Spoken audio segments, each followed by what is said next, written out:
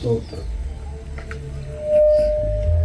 దేవుని పరిశుద్ధ నామమునకు మహిమ కలుగును గాక. ప్రభునందు ప్రియమైన దేవుని ప్రజలారా, ఘనులైన మీ అందరితో కలిసి అల్పుడునైనా నేను కూడా ప్రభు సన్నిధిని పంచుకోవడానికి ప్రభు నాకు ఇచ్చిన శ్రేష్టమైన సమయాన్ని బట్టి ప్రభువుకు నేను కృతజ్ఞతలు చెల్లిస్తా ఉన్నాను. అదే రీతిగా మరి ఈ పరిచర్యలోనికి నన్ను ఆహ్వానించినటువంటి స్థానిక దైవజనులు, నాకు అత్యంత ప్రియులు, ఆత్మీయులు ప్రసాదయ్య గారికి, వారి కుటుంబానికి అందరికి కూడా ప్రత్యేకంగా వందనాలు తెలియజేస్తున్నాను. వేదిక మీద ఉండి ఈ సభ నడిపిస్తున్న నాకు అత్యంత ప్రియ దైవజనులు, ఆత్మీయులు, అభిషిక్తులు అజరయ్య గారికి ప్రత్యేకంగా వందనాలు తెలియజేస్తున్నాను. ఈ సభలో చేరి వచ్చిన దైవ సేవకులందరికీ పేరు పేరున నేను వందనాలు తెలియజేస్తున్నాను. విశేషంగా మా బావగారు కొర్నేలయ్య గారికి ప్రత్యేకంగా వందనాలు. చక్కని సంగీతాన్ని అందిస్తున్న తమ్ముళ్ళు, పాటలు పాడిన వారు, చేరి వచ్చిన స్థానికేతర సంఘ బిడ్డలు అందరికి కూడా నేను ప్రత్యేకంగా వందనాలు తెలియజేస్తున్నాను. చాలా సంతోషం. అదే రీతిగా ఈ రాత్రి ఈ లక్ష్మీపురం గ్రామ వాస్తవ్యులు, గ్రామస్తులు ఎవరైతే ఉన్నారో వారందరికీ కూడా నేను ప్రత్యేకంగా శుభములు తెలియజేస్తా ఉన్నాను. ఒకవేళ మీరు ప్రతిరోజు ఈ సమయానికి నిద్రపోయే సమయం అయి ఉండొచ్చు. మరి ఈరోజు మరి కొంచెం ఈ శబ్దయంత్రం ద్వారా వినపడేటువంటి దేవుని మాటలు అందరికీ ఆమోదయోగ్యంగా ఉన్న, ఎవరికైనా అభ్యంతరంగా ఉన్నప్పటికీ కానీ ప్రభువుని బట్టి కానీ దైవజనుని బట్టి కానీ మీరు మరి ఈ మాటలు వినడానికి ఇష్టపడుతున్నందుకు నేను మిమ్మల్ని ప్రత్యేకంగా అభినందిస్తూ ఉన్నాను. నా పేరు మోజెస్, నేను దేవుని సేవకుడిని. నన్ను ఎదురు మొండి మోజెస్ అని పిలుస్తారు. నేను ఒక హైందవ ఛాతాద శ్రీ వైష్ణవ కుటుంబంలో నుండి యేసు ప్రభువుని నమ్ముకొని దేవుని పరిచర్యలో ఉన్నాను. మా పూర్వీకులు గతంలో దేవాలయాల్లో పూజారులుగా పనిచేశారు, ఇప్పటికీ చేస్తున్న వారు ఉన్నారు. అటువంటి ఒక వైష్ణవ రామానుజ గోత్రంలో జన్మించినటువంటి నేను యేసు ప్రభువును ఎందుకు నమ్ముకోవలసి వచ్చింది అనేది నా కుటుంబ లేక వ్యక్తిగత రక్షణ సాక్ష్యాన్ని కూడా ఈ రాత్రి మీతో నేను పంచుకోవాలని ఆశపడతా ఉన్నాను. ఈ రాత్రి ప్రకటించబడేటువంటి దేవుని మాటలు దయచేసి గ్రామస్తులు కానివ్వండి, సభలో ఉన్నవారు కానివ్వండి, అందరూ వినాలని కోరుకుంటా ఉన్నాను. ఒకవేళ ప్రకటించబడేటువంటి మాటలు మీలో ఎవరికైనా అభ్యంతరంగా అనిపిస్తే డైరెక్ట్గా సభ దగ్గరికి వచ్చి మీ అభ్యంతరాన్ని తెలియచేసి మీ సందేహాన్ని నివృత్తి చేసుకోవచ్చు. ఏ విధమైన అభ్యంతరం లేదు. ఒకవేళ ఈరోజు రాత్రి వద్దామనుకున్నాము, ఎందుకు లేని వదిలేసాం అనుకున్నోళ్ళు మాస్టర్ గారికి చెప్పండి, మళ్ళీ అయినా వస్తా. నేను మళ్ళీ అయినా వచ్చి మీ సందేహ నివృత్తి చేసి వెళతాను. ప్రభువుకు మహిమ కలుగును గాక. మంచిది. నాకంటే ముందుగా దేవుని మాటలు, శుభాలు తెలియచేసిన నాకు అత్యంత ప్రియులు తిమోతి గారికి ప్రత్యేకంగా వందనాలు తెలియజేస్తున్నాము. ఈ రాత్రికాల సమయంలో మన ధ్యాన వాక్యంగా అపోస్తలుడైన పౌలు రోమీయులకు రాసిన పత్రిక 8వ అధ్యాయంలో మొదటి 2 వచనాలు నేను చదువుతాను, వినండి. కాబట్టి ఇప్పుడు క్రీస్తు యేసునందున్న వారికి ఏ శిక్షా విధియు లేదు. క్రీస్తు యేసునందు జీవమునిచ్చు ఆత్మ యొక్క నియమము పాప మరణముల నియమము నుండి నన్ను విడిపించెను. ఎట్లనగా ధర్మశాస్త్రము దేనిని చేయజాలకపోయేనో దానిని దేవుడు చేసెను. ఈ మాటల కొరకు ప్రార్థన చేస్తాను. చిన్న ప్రార్థన, కళ్ళు మూసుకోండి. ఒకవేళ ఈ కూడిక ప్రారంభంలో వచ్చి కూర్చున్న వాళ్ళు చాలాసేపటిగా కూర్చున్నాం అనుకుంటే ఈ ప్రార్థనా సమయంలో మీకేమన్నా చిన్న చిన్న అవసరాలు ఉంటే తీర్చుకొని వచ్చి కూర్చోండి. ప్రసంగం మొదలయ్యాక అటు ఇటు తిరిగే ప్రయత్నం చేయొద్దు. సర్వశక్తి కలిగిన మా ప్రియ పరలోకపు తండ్రి, మీ ఘననామాన్ని బట్టి మీకు వందనాలు, కృతజ్ఞతలు, స్తోత్రాలు చెల్లిస్తున్నాను. నువ్వెంతైనా నమ్మదగిన దేవుడవు, గొప్ప దేవుడవు, ప్రేమ కలిగిన దేవుడవు నాయన.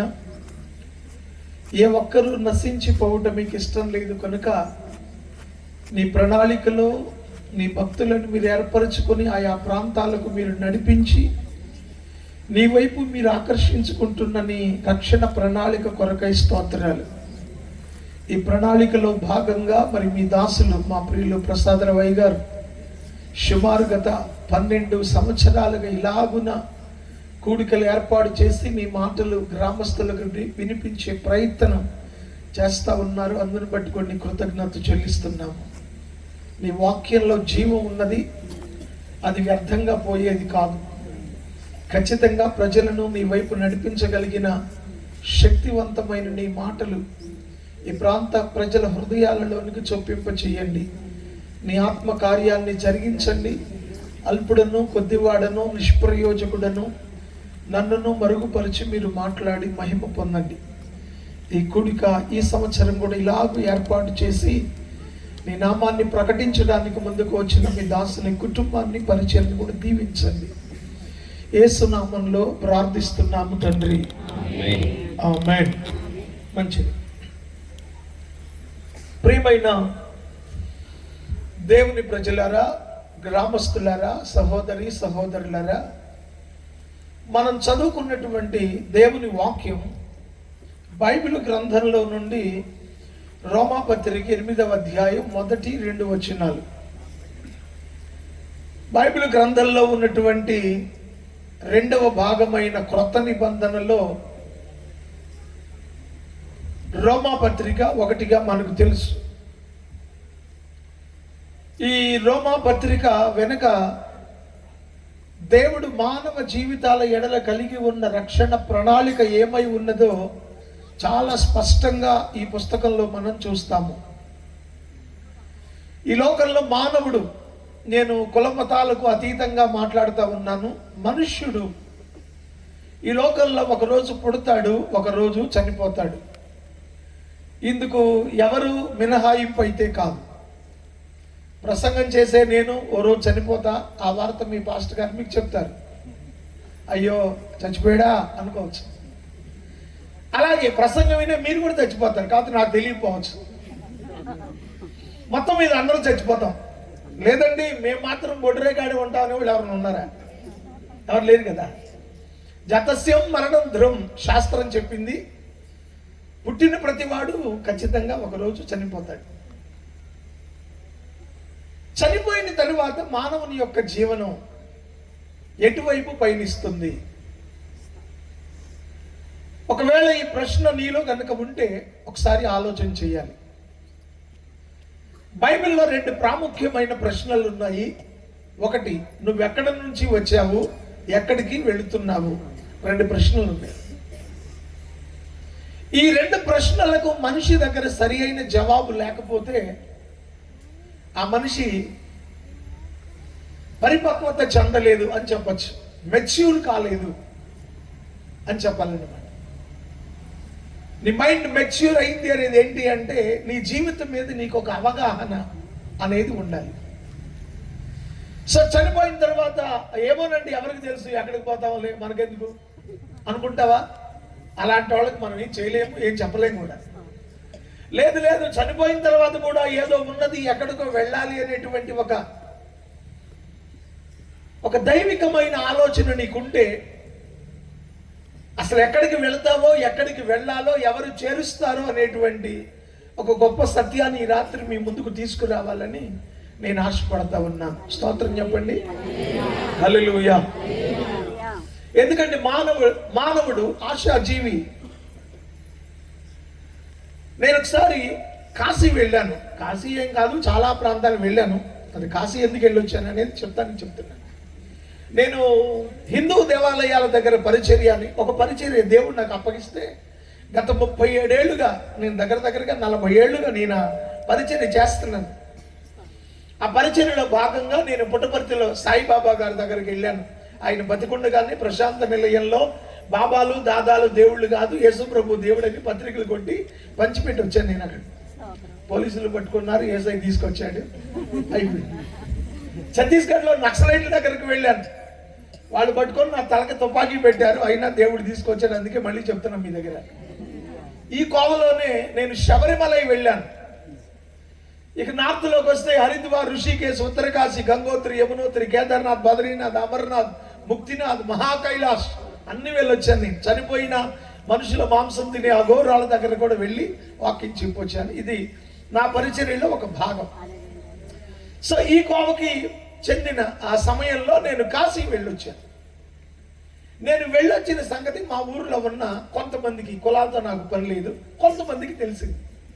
ఫలానా సత్యనారాయణ గారు అబ్బాయి యేసుమాతంలో దిగాడు కదా, ఆయన కాశీ వెళ్ళొచ్చాడంట అని కొందరు నా దగ్గరికి ఇంటి దగ్గర ఉండగా వచ్చారు. ఏంటి వీళ్ళు ఎందుకు వచ్చారు అంటే, నా కాళ్ళు కడిగి వాళ్ళ నెత్తి మీద పోసుకునే ఆలోచనతో వచ్చారు. వాళ్ళు చాలా పెద్దవాళ్ళు, నాకు బాగా పరిచయస్తులు. అదేంటమ్మా అలా కాదు, అలా చేయాల్సిన అవసరం లేదు, లేదు లేదు లేదు లేదు మీరు అక్కడికి వెళ్ళొచ్చారంటే అది మామూలు విషయం కాదు, కైలాసం వెళ్ళొచ్చారు మీరు, మీ కాళ్ళు కడిగి నెత్తిని పోసుకుంటే ఆ పుణ్యంలో కొంత మాకు ఆశ ఆశ అని చెప్పడానికి చెప్పారు. వాస్తవానికి నా కాళ్ళు కడిగి నెత్తిని పోసుకున్నంత మాత్రాన్ని ఇంకో షాంపూ ఖర్చే తప్ప పుణ్యం అయితే రాదు, నేనైతే గ్యారంటీ ఇస్తాను. కానీ ఎందుకు ఇలా చేశారు వాళ్ళు అంటే నాకు అర్థమైంది, వాళ్ళకు ఒక ఆశ, ఇంకా ఏదో కొంత పుణ్యం అలా కూడా సంపాదించుకోవచ్చు. అసలు పుణ్యం ఎందుకు?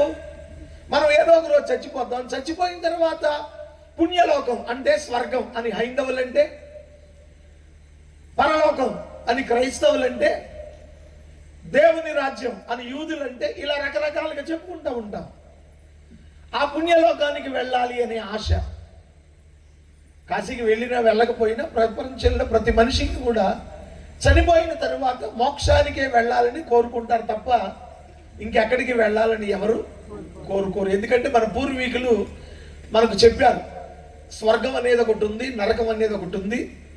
స్వర్గంలోకి వెళ్తేనేమో అన్ని సుఖాలు ఉంటాయి, నరకంలోకి వెళితే అక్కడ రంపాలతో కోస్తారు, బల్యాలతో పొడుస్తారు, సూదులు గుచ్చుతారు, అగ్నిలో కాలుస్తారు, నూనెలో వేయిస్తారు. ఇవన్నీ మన చిన్నప్పుడు మన పెద్దవాళ్ళు మనకు చెప్పిన కథలే, ఇవన్నీ కథలేలే, నిజం కాదు. సో మొత్తం మీద శిక్ష అనేది ఒకటి ఉంది నరకంలో అనేది కూడా మనుషులకు ఒక అవగాహన అనేది ఉంది. అయితే ఆ మోక్షానికి లేక స్వర్గానికి లేక పరలోకానికి అసలు ఎలా వెళతాము? ఒకవేళ అక్కడికి వెళ్ళాలి అనుకుంటే ఏ విధంగా మనం అక్కడికి చేర్చబడతాము? అక్కడికి చేరడానికి ఎవరైనా మనకు అవసరమై ఉన్నారా, లేక మనంతట మనమే వెళ్ళిపోగలుగుతామా అనేటువంటి ప్రశ్నలు చాలాసార్లు మనల్ని వేధిస్తూ ఉంటాయి. వీటన్నిటికీ సమగ్రమైన సమాచారం, సరి అయిన జవాబు ఎవరికైనా కావాలనుకుంటే ఖచ్చితంగా మీరు బైబిల్ దగ్గరకు మాత్రమే రావాలి. ఈ ప్రపంచంలో నువ్వే పుస్తకం తెరిచినా ఇంత సమగ్రమైన సరి అయిన సమాచారాన్ని నీకు అందివ్వలేదు. ఇది నేను సవాలు చేసి చెప్తున్నటువంటి మాట. అందులో ఏ విధమైన రాజీ పడే ప్రసక్తి అయితే లేదు. ప్రభుకు స్తోత్రం చెప్దాం. హల్లెలూయా. సో ఇక్కడ ఈ పత్రిక రోమాలో ఉన్నటువంటి ప్రజల కొరకు వ్రాయబడినటువంటి పత్రిక. ప్రపంచంలోని రవి అస్తమించని బ్రిటిషు సామ్రాజ్యమే రోమా సామ్రాజ్యం. దీనికి ఏం పేరంటే రవి అస్తమించని అంటారు. అంటే దీనికి ఓడిపోవడం అనేది తెలియదు, జెండా దిగడం అనేది తెలియదు, ఎల్లప్పుడూ వీళ్ళ జెండా రెపరెపలాడుతూ ఎగురుతూనే ఉంటుంది అనే దానికి అర్థంగా రవి అస్తమించని బ్రిటిషు సామ్రాజ్యం అని పిలుస్తారు. ఈ రోమా జాతికి మూల పురుషుడు రోమ్యూలస్ అనే వ్యక్తి. ఈ రోమ్యూలస్ అనే వ్యక్తి ద్వారా వచ్చిన ప్రజలను కాలక్రమంలో రోమీయులు అని పిలిచినట్లుగా చరిత్ర మనకు చెప్తుంది. రోమా అనే మాటకు అర్థం ఏంటంటే బలము. రోమా అనే మాటకు అర్థము బలము. వీరు తమకు కలిగిన బలాన్నే దైవంగా భావించి పూజించేవాడు. ఈ లోకంలో కొంతమంది వాళ్ళ కులాన్ని బట్టి గర్వించే వాళ్ళు ఉంటారు.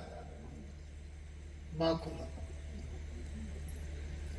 కొంతమంది వాళ్ళకు కలిగిన ధనాన్ని బట్టి గర్వించే వాళ్ళు ఉంటారు. మేమే ఆర్థికంగా స్థిరపడిన వాళ్ళం.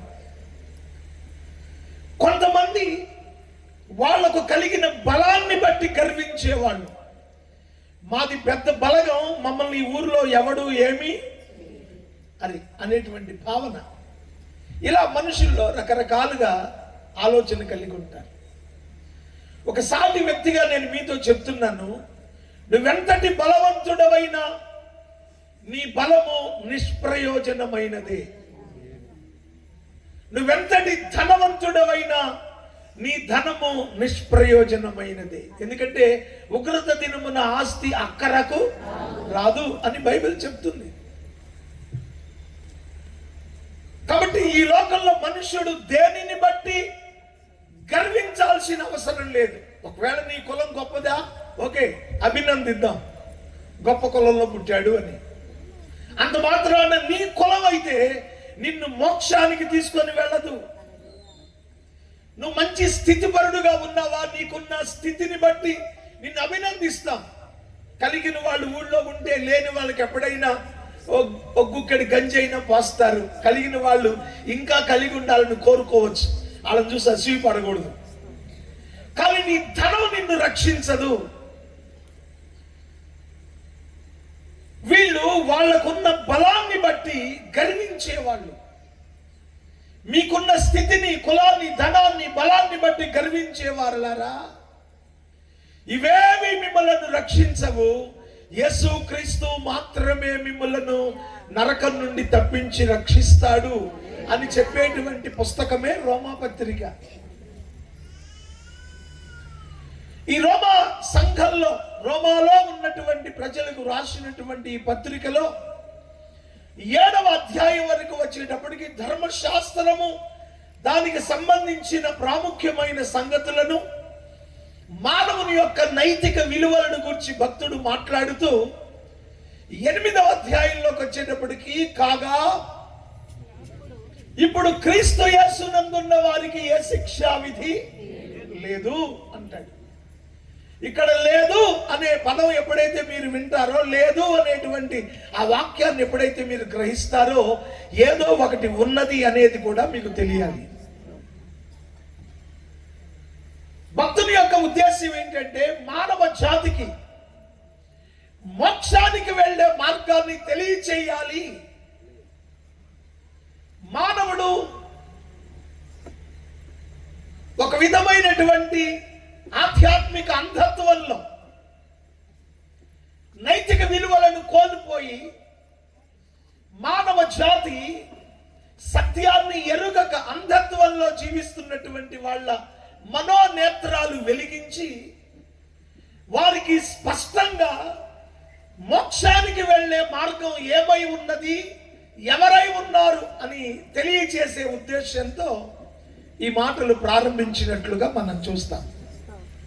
సో ఈ 8వ అధ్యాయ ప్రారంభంలోనే ఇప్పుడు క్రీస్తు యేసునందున్న వారికి ఏ శిక్షా విధి, దీనిని బట్టి ఏమర్థం అవుతుందంటే, ఒకటి శిక్ష అనేది ఏదో ఉన్నది అనేది చెప్పే ప్రయత్నం చేస్తున్నాడు. ఓ మనుష్యుడా, నువ్వు యేసుక్రీస్తును నమ్ముకున్నట్లయితే నీకు శిక్ష ఉండదు అనే వాక్యంలోనే, నమ్ముకోకపోతే ఆ శిక్ష ఏదైతే ఉన్నదో అది నువ్వు అనుభవించక తప్పదు అనే హెచ్చరిక కూడా ఇండైరెక్ట్ గా మనకు తెలియజేస్తుంది. ఈ సైక్లోన్ వెదర్ వచ్చినప్పుడు సముద్ర తీర ప్రాంత ప్రజల దగ్గరకు కలెక్టర్ గారు పోలీసుల్ని పంపిస్తారు. వాళ్ళ ఇంటింటికి వెళ్ళి చెప్పడానికి కుదరదు కనుక ఆ ఊరి మధ్యలో ఓ సైక్లోన్ షెల్టర్ ఉంటుంది. ఆ సైక్లోన్ ఎఫెక్టెడ్ ఏరియాలో దాని మీద ఒక మైక్ ఉంటుంది. ఆ మైక్ లో చెప్తారు పోలీసులు. ఇందు మూలంగా గ్రామస్తులందరికీ తెలియచేయదేమనగా, భయంకరమైన ఉప్పెన రాబోతుంది కనుక కలెక్టర్ గారి ఆజ్ఞ మేరకు మీరందరూ ఈ ఇళ్లు ఖాళీ చేసి మెరక ప్రాంతానికి రావాలి, మీ కొరకు బస్సులు, లారీలు సిద్ధంగా ఉన్నాయి. అనౌన్స్మెంట్ రావాలి అనే పిలుపులో రాకపోతే ఆ ఉప్పెన బారిన పడతారు అనే హెచ్చరిక కూడా ఇది నిక్షిప్తమై ఉంది. మా పెద్దాడు బాగా చదువుతాడు అనే దానిలోనే మా చిన్నాడు అంతగా చదవడు అనేది ఇండైరెక్ట్ గా చెప్పడం. ఒకవేళ ఇద్దరు చదువుతారంటే మా పిల్లలు బాగా చదువుతారండి అంటాం. కానీ ఇద్దరు పిల్లలు ఉన్నప్పుడు మా పెద్దాడు బాగా చదువుతాడు అంటే ఇండైరెక్ట్ గా చిన్నాడిని కొంచెం తక్కువ చేసి అర్థమవుతుంది కదా. అలాగే ఇక్కడ మీరు కనుక ఈ ఉప్పెన ప్రాంతాన్ని వదిలిపెట్టి రాకపోతే మీకు ఒక భయంకరమైన శ్రమ కూడా రాబోతుందని అందులోనే కలిపి ఉంటుంది. 1977 నవంబర్ 19 శనివారం దివిసీమ ఉప్పెన జరిగింది. చిన్నవాళ్ళకి తెలియకపోవచ్చు, పెద్దవాళ్ళకి తెలుసు. దానికి ముందు కలెక్టర్ గారు, పెద్ద పెద్ద ఆఫీసర్లు, పోలీసులు అందరూ కూడా దివిసీమ ప్రాంతాన్ని కమ్మేశారు. సముద్ర తీర ప్రాంతాలలో ఉపకాలి చిన్న గ్రామం, పేరు గుర్తుంటే గుర్తుపెట్టుకోండి, ఉపకాలి. ఆ ఊర్లో అయితే ఇంటింటికి వెళ్ళారట పోలీసులు. ఎందుకంటే దానికి ఆ ఇంట్లో పడుకుంటే సముద్రపు హోరు వినపడతాయి, అంత దగ్గరగా ఉంటారు వాళ్ళు. సో వీళ్ళు అన్నారట కదా, ఓ ఇలాంటి తుఫాన్లు చాలా చూసాంలే సార్, మేము రాము మా ఇల్లు వదిలిపెట్టి, మేము ఇక్కడే పుట్టాము ఇక్కడే ఉంటాము రాము అన్నారట. ఎంత బ్రతిమలాడినా రాలేదు. వచ్చిన వాళ్ళు ఎవరో పోయారు. ఖచ్చితంగా అర్ధరాత్రి 2 తాడి చెట్ల ఎత్తున పెద్ద ఉప్పిన రాగా ఆ తర్వాత మేము ఆ ప్రాంతానికి వెళితే అసలు అక్కడ ఊరుందనే ఆనవాలు లేదు. అందరూ చనిపోయారు. కొన్ని వేల పశువులు, కొన్ని వందల మంది మనుషులు చనిపోయారు. వీళ్ళు చనిపోవడానికి కారణం ఏమిటి అంటే పోలీసు వారి యొక్క హెచ్చరికను వాళ్ళు తీసుకోలేదు. పోలీసు వారి యొక్క హెచ్చరికను వాళ్ళు లక్ష్య పెట్టలేదు. సరైన అర్థం ఇది. Thank you. లక్ష్య పెట్టలేదు. ఈ రాత్రి దేవుని వాక్యము గ్రామ ప్రజలందరితో కూడిన మనందరితో బహు స్పష్టంగా మాట్లాడడం వెనుక ఉన్న ఉద్దేశం ఏంటంటే, దేవుని మాటలు మీరు లక్ష్య పెడితే ఒక భయంకర విపత్తు నుండి తప్పించుకుంటారు. ఈ లక్ష్య పెట్టని వాళ్ళు ఆ విపత్తుకు గురి కాక తప్పదు. ఒకవేళ ఈరోజు నన్ను చూడకపోయినా ఒకరోజు మీరు మళ్ళీ నన్ను చూస్తారు. ఈయనే కదా మనూరు వచ్చింది, ప్రసాద్ గారు తీసుకొచ్చిన ఆ పాస్టర్ గారు ఈయనే కదా. ఆ రాత్రి అంత స్పష్టంగా నిద్రపోయే మనకు మెలకు వచ్చి కూర్చుని వినేంతగా చెప్పాడు. అయినా మనం నమ్ముకోలేకపోయామే అని మీరు పశ్చాత్తాప పడకూడదని దేవుని ప్రేమతో మరొక పర్యాయం నేను మీకు మనవి చేస్తున్నాను. స్తోత్రం చెప్తామా? హల్లెలూయా.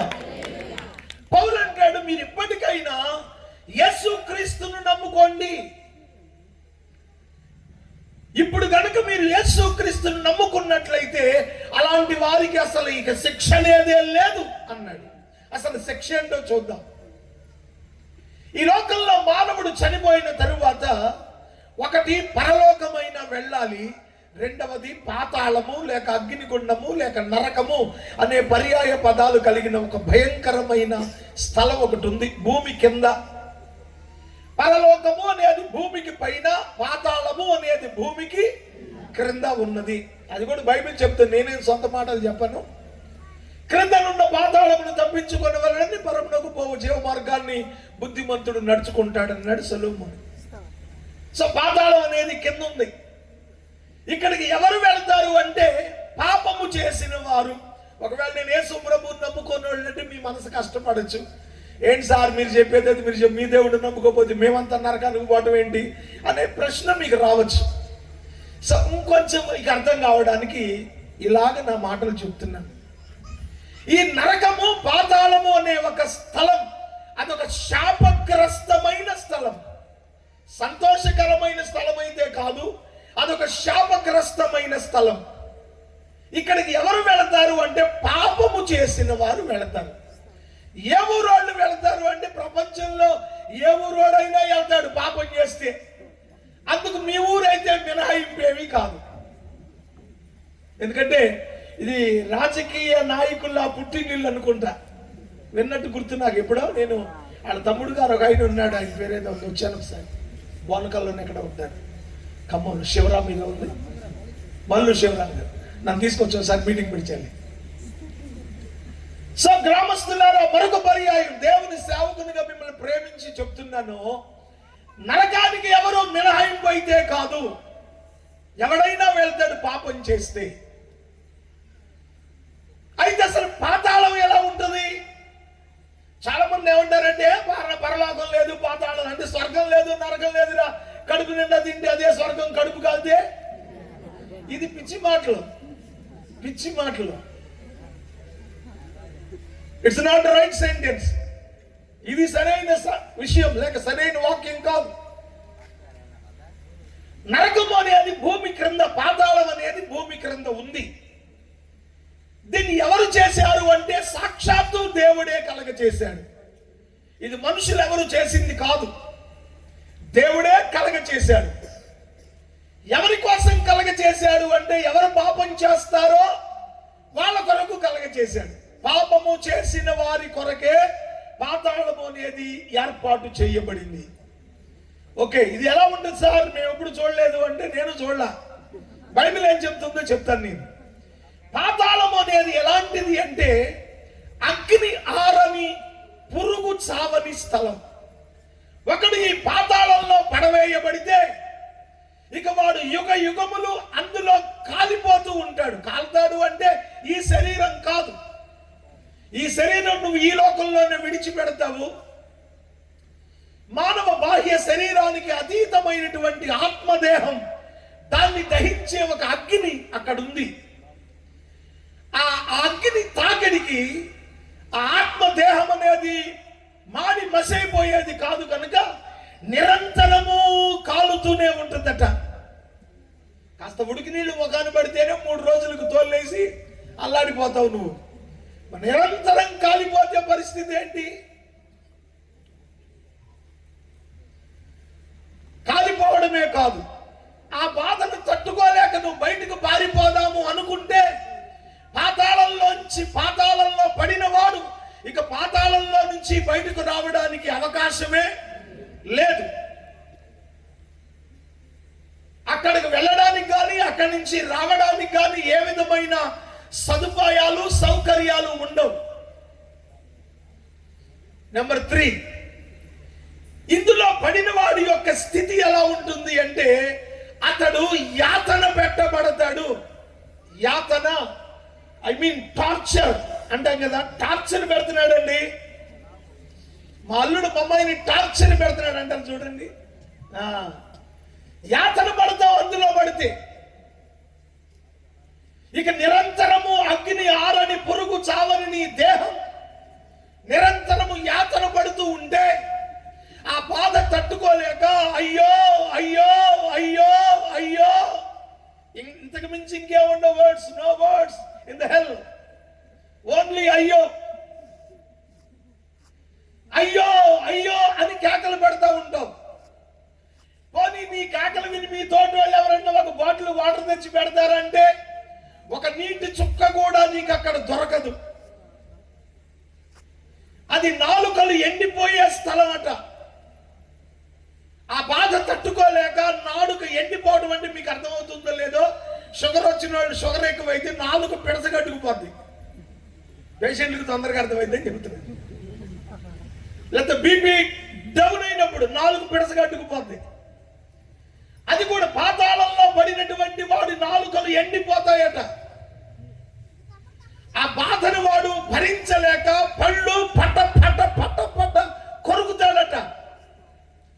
అటువంటి ఒక శాపగ్రస్తమైన స్థలం పాతాళం. సో మీరు అనుకోవచ్చు, కొన్ని వందల సంవత్సరాలుగా పాతాళం దేవుడు సృజించి మనకంటే కొన్ని వందల కోట్ల మంది పుట్టి చచ్చి అందులో పడిపోయారు. ఇవాళ నేను లక్ష్మీపురం నుంచి వెళతాను కూడా అనుకో, నేను వెళ్ళేటప్పటికి పాతాళం నిండిపోయి హౌస్ఫుల్ అని బోర్డు పెడతారు. హలో బ్రదర్, మీ ఊరు నువ్వు పో అంటారు. నేను తిరిగి వచ్చేస్తా పాస్టర్ గారు, అక్కడ హౌస్ఫుల్ నిండిపోయి ఉంటుందేమో అనుకుంటావేమో. ప్రపంచంలో తృప్తి లేనివి 3, చాలు అని పలకనివి 4 ఉన్నాయంట.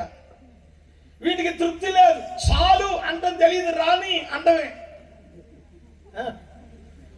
ఏమిటవి? 1 పాతాళము, 2 కనని గర్భము, 3 నీరు చాలు అనని భూమి, 4 చాలు అనని అగ్ని. ఈ 4టికి తృప్తి లేదట.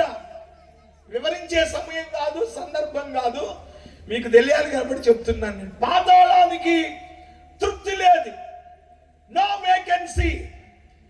లేకపోతే హౌస్ఫుల్ అనే బోర్డులో ఉండవు, ఒకే ఒక బోర్డు, వెల్కమ్. నువ్వు ఎక్కడి నుంచి అయినా రా, వెల్కమ్. పాతాళానికి ఉండే ఒకే ఒక బోర్డు ఏంటంటే వెల్కమ్. ఎదురుమండోళ్ళ రండి, వైరాగోళ్ళ రండి, లక్ష్మీపురం వాళ్ళ వెల్కమ్ అంటేటప్పుడు sorry, no vacancy, go back అంటం లేదు అక్కడ. అంత విశాలంగా ఉన్నది. నువ్వు పాపం చేసి ఇక్కడ చచ్చిన వెంటనే నీ బెర్త్ కన్ఫర్మ్. అక్కడ వెయిటింగ్ లిస్ట్ RAC ఉండదు. అర్థమవుతుందా? రైట్. ఇంకా అర్థంగా చెప్పే అవకాశం ఉంటే చెప్తా ఇంకా నేను. సో ఈ పాతాళము అంత శాపగ్రస్తమైనది. శాపగ్రస్తులైన వాళ్ళ కొరకే ఏర్పాటు చేయబడినటువంటిది. ఇప్పుడు చెప్పండి, ఇటువంటి శాపగ్రస్తమైన పాతాళము లేక నరకంలోనికి ఎవరైనా వెళ్ళాలనుకుంటారా? అనుకోరు కదా. అనుకోవడం కాదు, ఒక మాట చెప్తాను. మనకున్నటువంటి నైజం, the nature of human being. మనకేదైనా ఒక భయంకరమైన జబ్బు వచ్చింది అనుకోండి, ఎవరైనా వచ్చి మన పలకరిస్తానికి వస్తే, ఏ మాయిదారు జబ్బన్నమ్మ, మా ఇంట వంట లేదు, నాకు వచ్చింది ఈ జబ్బు పగోళ్ళకు కూడా అంటే మనకు ఎంత మంచి మనసు. సరే నాకు వచ్చింది, నేను వస్తున్నానులే, ఈ జబ్బు పగోళ్ళకు కూడా. పగోళ్లే నరకానికి వెళ్ళకూడదు అనుకుంటే ప్రేమించే ఊరోళ్ళని నరకానికి వెళ్ళమని పాదిరి గారు ఎందుకు కోరుకుంటాడు? వెళ్ళకూడదనే కోటం పెట్టాడు. స్తోత్రం చెప్పాడు. హల్లెలూయా. సో దీని వెనక దేవుని ప్రేమ, ఈ సభ వెనుక గ్రామము ఎడల దేవుని ప్రేమ మీరు గుర్తించాలని మనవి చేస్తున్నారు. ప్రియమైన దేవుని బిడ్డలారా, ఇటువంటి శాపగ్రస్తమైన పాతాళం కింద ఉంది. ఈ పాతాళము అనే శిక్ష ఎవరికి వేయబడుతుంది అంటే పాపము చేసిన వారికి. చెప్పండి, ఎవరికి? ఎవరు పాపం చేస్తే వాళ్ళు పాతాళానికి వెళతారు. దీనికి మతంతో పని లేదు. క్రైస్తవులందరూ పరలోకానికి వెళ్తారు, ఇంకో మతం వాళ్ళంతా నరకానికి వెళ్తారు అనుకోమాకండి. పాపం చేసినోడు ఏ మతమోడైనా నరకంలోకే వెళ్తాడు. అందులో ఏ మతం అనేది మనం ఇంక్లూడ్ చేయాల్సిన అవసరం లేదు, కలపాల్సిన అవసరం లేదు. నువ్వు ఏ మతంలోనైనా ఉండు, నువ్వే భక్తి చేస్తావో చేసుకో, దానినైతే నేను కించపరచను. కానీ నువ్వు పాపివి అన్ని సంగతి నీకు తెలిసిన తర్వాత చచ్చాక నువ్వు ఖచ్చితంగా నరకానికి వెళతావు అనే సంగతి గుర్తుపెట్టుకో. తర్వాత సంగతి తర్వాత ఆలోచన చేద్దాం. ఈ పాపము అనేది ఎక్కడి నుంచి వచ్చిందండి? ఈ పాపము అనేది మనకెట్లా తెలుసు? అసలు పాపం అనేది ఎలా ఉంటుంది? పాపం ఒక మనిషిలో ఉంటే ఏమవుతుంది అనేది నీకు తెలియాలనుకుంటే దాని గురించి బైబిల్ చాలా స్పష్టంగా చెప్తుంది. పౌలు అంటాడు ఇందులో, ఆ 2వ వచనాన్ని కనుక మీరు జాగ్రత్తగా చదివితే, క్రీస్తు యేసునందు జీవమునిచ్చు ఆత్మ యొక్క నియమము పాప మరణముల నియమము నుండి నన్ను విడిపించెను. ప్రతి మనిషిని కూడా పాప నియమము అనేది ఒకటి బంధించిందట. విడిపించబడ్డాడు అంటే దాని అర్థం ఏంటి? బంధించబడ్డాడు. ప్రతి మనుష్యుడు కులానికి మతాలకు అతీతంగా ప్రతి మానవుడు కూడా పాపము అనే దాని చేత బంధించబడ్డాడు. బంధించబడ్డాడు అనేది ఇంకొంచెం అర్థం అవ్వాలంటే కట్టివేయబడ్డాడు. పాపము అనే కట్ల చేత మానవుడు కట్టివేయబడ్డాడు. ఇక్కడ పాపము అంటే దీని నిర్వచనం ఏంటి? దొంగతనమా, నరహత్య, వ్యభిచారమా? ఎందుకు ఈ 3 చెప్పానంటే వీటిని మేజర్ సిన్స్ అంటారు. సిన్స్ 2 రకాలు, ఒకటి మేజర్ సిన్స్, 2 మైనర్ సిన్స్. పెద్ద పాపాలు, చిన్న పాపాలు. పెద్దయ్య గారు చిన్నయ్య గారు అంటారుగా, ఈ కూడా పెద్ద పాపాలు, చిన్న పాపాలు. పెద్ద పాపాలు అంటే ఏంటి? నరహత్య, దొంగతనం, వ్యభిచారం, వీటిని మనం ఏం చేస్తామంటే పెద్ద పాపాలు. సిగరెట్ కాల్చడం, మందు కొట్టడం, గుట్టకా తినడం, పేకాడటం, సినిమాలు చూడటం చిన్న పాపాలు. దాన్ని ఉంది లేరా, ప్రభు చూసి చూడండి, పిచ్చి మాట్లాడటం కుదరదు. Rule is rule, rule for అందరికి ఒకటే రూల్. దీనికి మినహాయింపు అనేది అయితే ఉండదు, గుర్తుపెట్టుకోండి. పాపము అనే దానికి అసలు సరైన నిర్వచనం ఏంటంటే ఇవన్నీ కాదు, ఆజ్ఞ అతిక్రమమే పాపము. ఈ పాపము అనేది ఆది పురుషుడైన ఆదాము అవ్వల ద్వారా మానవ జాతికి సంక్రమించబడింది. మానవుడు పుట్టుకతో పాపిగా పుట్టలేదు. దేవుడు మానవుడిని పరిశుద్ధుడుగానే తన పోలికలోనే చేసుకున్నాడు. కానీ మానవుడు దేవుని ఆజ్ఞ అతిక్రమించడం ద్వారా పాపము అనే దానిని సంపాదించుకున్నాడు. ఈ ఆది పురుషుని స్త్రీలో నుండి వచ్చిన పాపము సర్వ మానవ జాతికి సంప్రాప్తమై లేక ఆపాదించబడుతుంది. అందుకే మన పూర్వీకులు చెప్పారు, జన్మనో జాయితే శూద్రః కర్మణో జాయితే ద్విజః, అనగా పుట్టుకతోనే మనుష్యుడు పాపి. ఇక్కడ కులాల ప్రస్తావన లేదు, కులాల ప్రస్తావన లేదు. పుట్టిన ప్రతి మనుష్యుడు కూడా జన్మనో జాయితే శూద్రః అనగా పాపి. పుట్టుకతోనే మానవుడు పాపి. ఇక్కడ పాపం అనగానే మళ్ళీ రెండు రకాలు, ఒకటి జన్మ పాపము, రెండవది కర్మ పాపము. జన్మ పాపము అనగా పుట్టుకతోనే మానవునితో కలిసి ప్రయాణం చేసేది జన్మ పాపం. ఒక చంటిబిడ్డ ఈ రోజే జనరల్ హాస్పిటల్లో పుట్టాడు, మనం ఏమనుకుంటాం, ఇవాళ పుట్టినోడు దైవాంశ సంభూతుడు, పిల్లలు దేవుడు ఒకటే అంటాం కదా. కాదు కాదు కాదు, పిల్లల్లో కూడా పాపం ఉంది. ఇదే పాపం వాళ్ళ బుద్ధికి చేసే పాపం కాదు, అది జన్మ పాపం. మన పూర్వీకుల నుండి సంక్రమింపబడిన జన్మ పాపం పిల్లల్లో ఉంది, చిన్న పిల్లల్లో ఉంది, యవనస్తుల్లో ఉంది, మధ్యవర్తిలో ఉంది, నాలాంటి ముసలాళ్ళల్లో కూడా ఉన్న పాపం.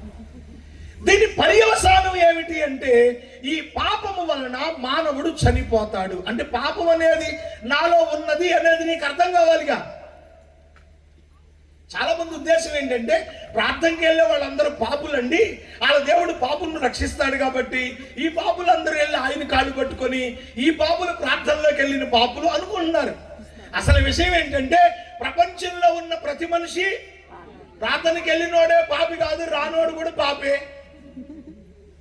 డౌట్ ఉంటే నేను క్లారిఫై ఇప్పుడు కాదు మళ్ళీ అయినా వస్తా, డౌట్ లేదు, మళ్ళీ చెప్తా. నేను ఖురాన్ చదివాను, పురాణాలు చదివాను, బైబిల్ 27వ సారి చదువుతున్నా. బైబిల్ ఏం చెప్తుందంటే ఏ భేదమును లేదు, అందరూ పాపము చేసి దేవుడు అనుగ్రహించు మహిమ. ఇక్కడ పాపాలు రెండు రకాలు, ఒకటి జన్మ పాపము. జన్మ పాపము వలన మరణము సంప్రాప్తమవుతుంది. మీరు చూడండి, ఊర్లో ఎవడైనా చనిపోయాడు, వాడు చెడ్డోడు అనుకోండి, అలాగని చూడకుండా ఉంటారా? దుర్మార్గుడు చచ్చిన ఆ ఇంటికి చూడటానికి వెళతారు. కాకపోతే తిరిగి వచ్చేటప్పుడే గుసగుసలు ఆడుకుంటారు, ఈడు చేసిన అదో పనులకి ఈడు ఇట్టాగే సావాలే అనుకుంటా వస్తారు. అక్కడేమో ఓదార్చడానికి వెళ్తారు, వచ్చేటప్పుడేమో ఇలాగ అనుకుంటా ఈడు చేసిన అదో పనులకి ఇట్టాగే చచ్చాడు. సరే చెడ్డోడు కాబట్టి చచ్చాడు. సరే ఊర్లో మంచోడు చచ్చిపోయాడు, ఆ ఇంటికి కూడా వెళ్తారు. ఇప్పుడు ఏమంటారు తెలుసా, ఏం మాయిదారు దేవుడు, బంగారం లాంటి పక్కన పెట్టుకున్నాడు, నా ఆయుష్ కూడా పోసుకుని ఇంకో 10 ఏళ్ళు పోయితే ఊరు బాగుపడేది. మంచోడు మరి మంచోడు ఎందుకు చచ్చాడు? సరే చెడ్డోడు చచ్చాడు, తిట్టుకుంటూ వచ్చావు, మరి మంచోడు ఎందుకు చచ్చాడు? ఈ లోకంలో మంచివాడైనా చెడ్డవాడైనా ప్రతి మనిషిలో కూడా జన్మ పాపం అనేది ఒకటి ఉన్నది కనుక పుట్టిన ప్రతివాడు మంచోడైనా చచ్చిపోతాడు, మంచోడు కాకపోయినా చచ్చిపోతాడు. ఇది జన్మ పాపం. రెండవది కర్మ పాపం. కర్మ పాపము అంటే నీకు ఊహ తెలిసిన తరువాత, ఊహ తెలియక ముందు కాదు, నీకు ఊహ తెలిసిన తరువాత నువ్వు చేసే ప్రతి తప్పుకు తగినటువంటి ప్రతిఫలమే నరకము. మానవుడట తప్పు 4 రకాలుగా చేస్తాడట, శాస్త్రంలో ఉంది. ఎలా చేస్తాడట? నిద్రలో పాపం చేస్తాడట, జాగృతావస్థ, స్వప్నావస్థ, సుషుప్తావస్థ. మనిషి నిద్రలో పాపం చేస్తాడట, కలలో పాపం చేస్తాడట, గాఢ నిద్రలో కూడా చేస్తాడట. స్వతహా పరప్రేరణ, తనకు తానుగా ఇష్టపూర్వకంగా పాపం చేస్తాడు, ఇతరుల చేత ప్రేరేపించబడి మొత్తం మీద మనిషి పాపం చేస్తాడు. కారణం ఏంటి అంటే ప్రతి మనిషిలో కూడా పాప నియమము అనేది ఒకటి ఉన్నది. అది పౌలు గారు చెప్పాడు, నాలో పాప నియమము అనేది ఒకటి ఉన్నది, దానిని యేసు ప్రభువు విడుదల కలిగించాడు దాంట్లో నుండి అని. ఈ వాక్యం ఇంకొంచెం నీకు వివరంగా తెలియాలి అంటే 7వ అధ్యాయం 14వ వచనం చూడండి. రోమపత్రికలోని 7వ అధ్యాయంలో 14వ వచనం, ధర్మశాస్త్రము ఆత్మ సంబంధమైనదని ఎరుగుదుము, అయితే నేను పాపమునకు అమ్మబడి శరీర సంబంధినై ఉన్నాను. ధర్మశాస్త్రము ఆత్మ సంబంధమైనదని ఎరుగుదుము అంటాడు.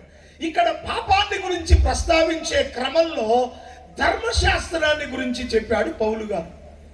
ధర్మశాస్త్రం అంటే ఏంటండి అంటే మీకు ఈజీగా అర్థం కావడానికి ఒకే ఒక మాటలో చెప్తాను, ఇది అందరికి కావాలి కాబట్టి చెప్తున్నా. ధర్మశాస్త్రము మతానికి గుర్తుపెట్టుకోండి.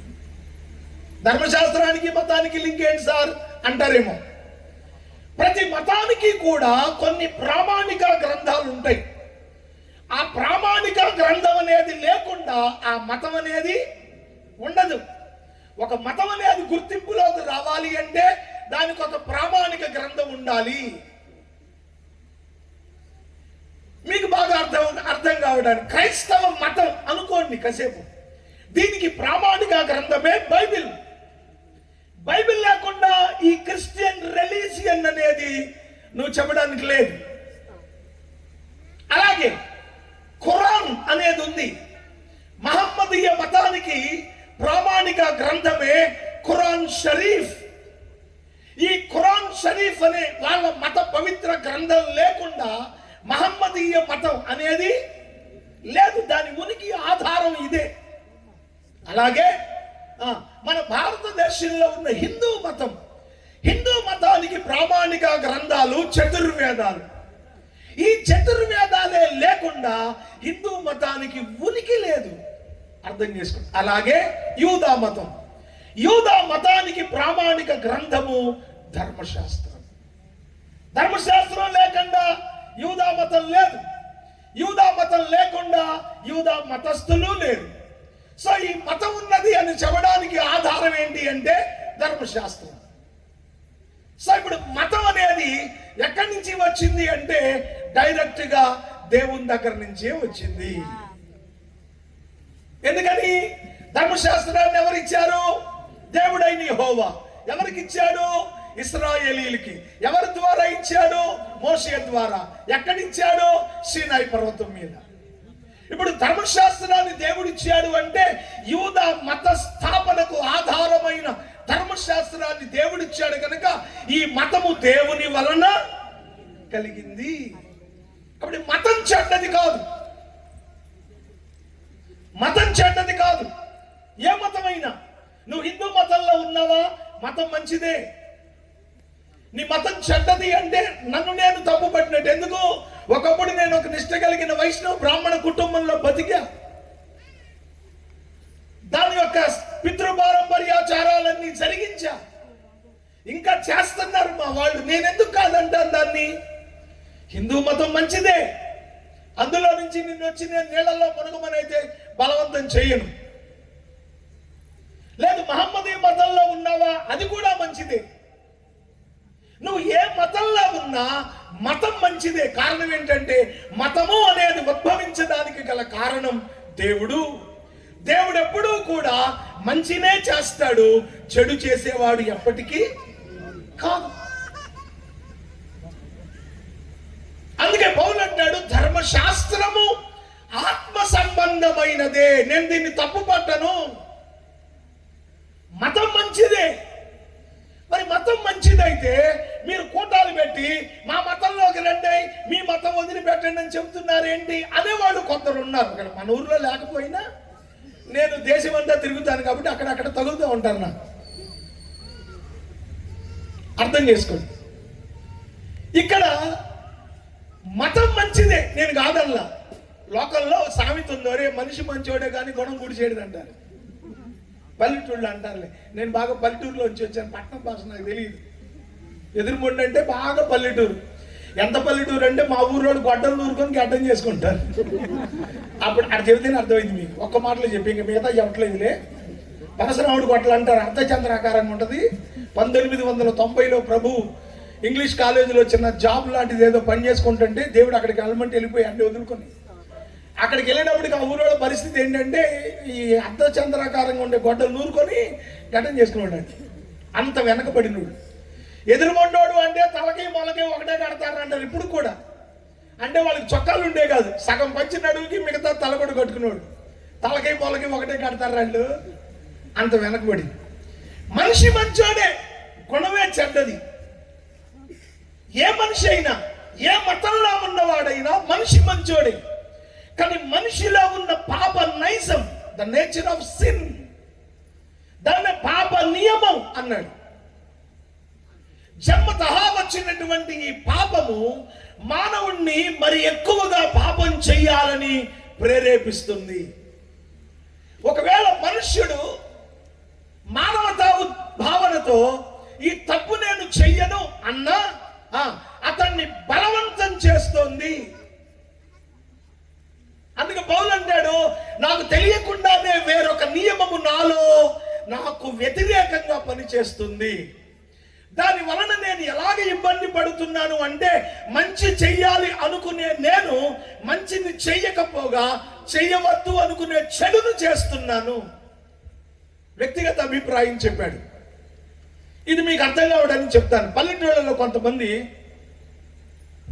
త్రాగుడు మానడానికి ఏదో పసరో ఏదో తాగుతూ ఉంటారు, ఇష్టం ఏదో కావచ్చు, మానేస్తారు కొన్ని రోజులు మానేసిన తర్వాత మళ్ళీ వీడు సారా కొట్టుకు వెళ్తాడు.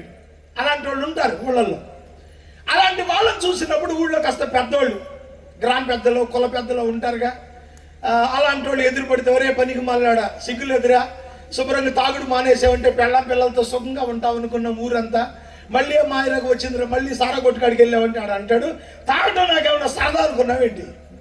తాగద్దనుకుంటున్నా కానీ తాగకుండా ఉండలేకపోతున్నా అంటే. తాగద్దనుకుంటున్నాడు, చెప్పండి, తాగకుండా ఉండలేకపోవటం ఏంటి? అతనిలో ఉన్న పాపము అతనిని లోపరుచుకొని తనకి ఇష్టమైనట్లుగా అతన్ని ప్రవర్తింపచేస్తుంది. అందుకే మనిషి మంచివాడే అని చెప్పాను. సో మతం కూడా మంచిదే, మతమేం చెడ్డది కాదు. ఎందుకు? ఏ మతంలోనైనా నీదే చెప్తారు, చెడిపోమని ఏ మతంలో ఏ మత పెద్దలు చెప్పరు. ఏ మతంలోనైనా ఏ మత పెద్దలైనా నీతిగా బతకండి, నీతిగా బతకండి, నీతిగా బతకండి. మతం ఏం చెప్పిందో అదే వాళ్ళు చెప్తారు. కానీ ఇక్కడ పౌలు అంటాడు, మతము మంచిదే అయినప్పటికీ కానీ నేను పాపమునకు అమ్మబడ్డాను అన్నాడు. సో నేను ఒక బానిసనైపోయా పాపానికి. దానికి ఇష్టం వచ్చినట్లుగా నా చేత చేయిస్తా ఉంది పాపపు కార్యాలు. వాస్తవంగా బుద్ధిపూర్వకంగా నేనైతే చేయడం లేదు, యాదృచ్ఛికంగా, యాక్సిడెంటల్ గా, నాకు తెలియకుండానే ఇదంతా జరిగిపోతుంది. దీనికి కారణం ఏంటంటే పాపమునకు నేను బానిసగా ఉన్నాను. కాబట్టి స్నేహితులారా, సహోదరులారా, ఈరోజు మీరు ఏ విధమైన అపవిత్ర కార్యాలకు, ఏ విధమైన చెడ్డ పనులకు ఒకవేళ దాసులుగా మీరు బ్రతుకుతున్నట్లయితే అది మీ తప్పు కాదు, మీ తప్పు కాదు. మీకు తెలియకుండానే మీలో ఉన్న పాపము మీ చేత అలా చేయిస్తా ఉంది. చక్కని భార్య ఇంట్లో ఉన్న పరాయి ఆడదాని మీద కన్నేసే పనికి మానవాళ్ళు, వాళ్ళు చెడ్డోళ్ళు కాదు, వాళ్ళను చెడగొట్టేది వాళ్ళలో ఉన్న పాపం. కాపురాలు నాశనం చేసుకుంటున్నారు కదా, కారణం ఏంటి? పాపం. కట్టుకున్న భార్య నిద్రపోతే చప్పుడు కాకుండా కాళ్ళ పట్టాలు తీసుకెళ్లి తాకట్టు పెట్టి తాగే పనికి వాళ్ళు చేసే పాపం, అది వాళ్ళు తెలిసి చేసేది కాదు. వాళ్ళకి తెలియకుండానే ఆ మత్తు వాళ్ళ చేత అలాగా చేయిస్తుంది. దీని అంతటికి కారణం ఏంటంటే పాపము.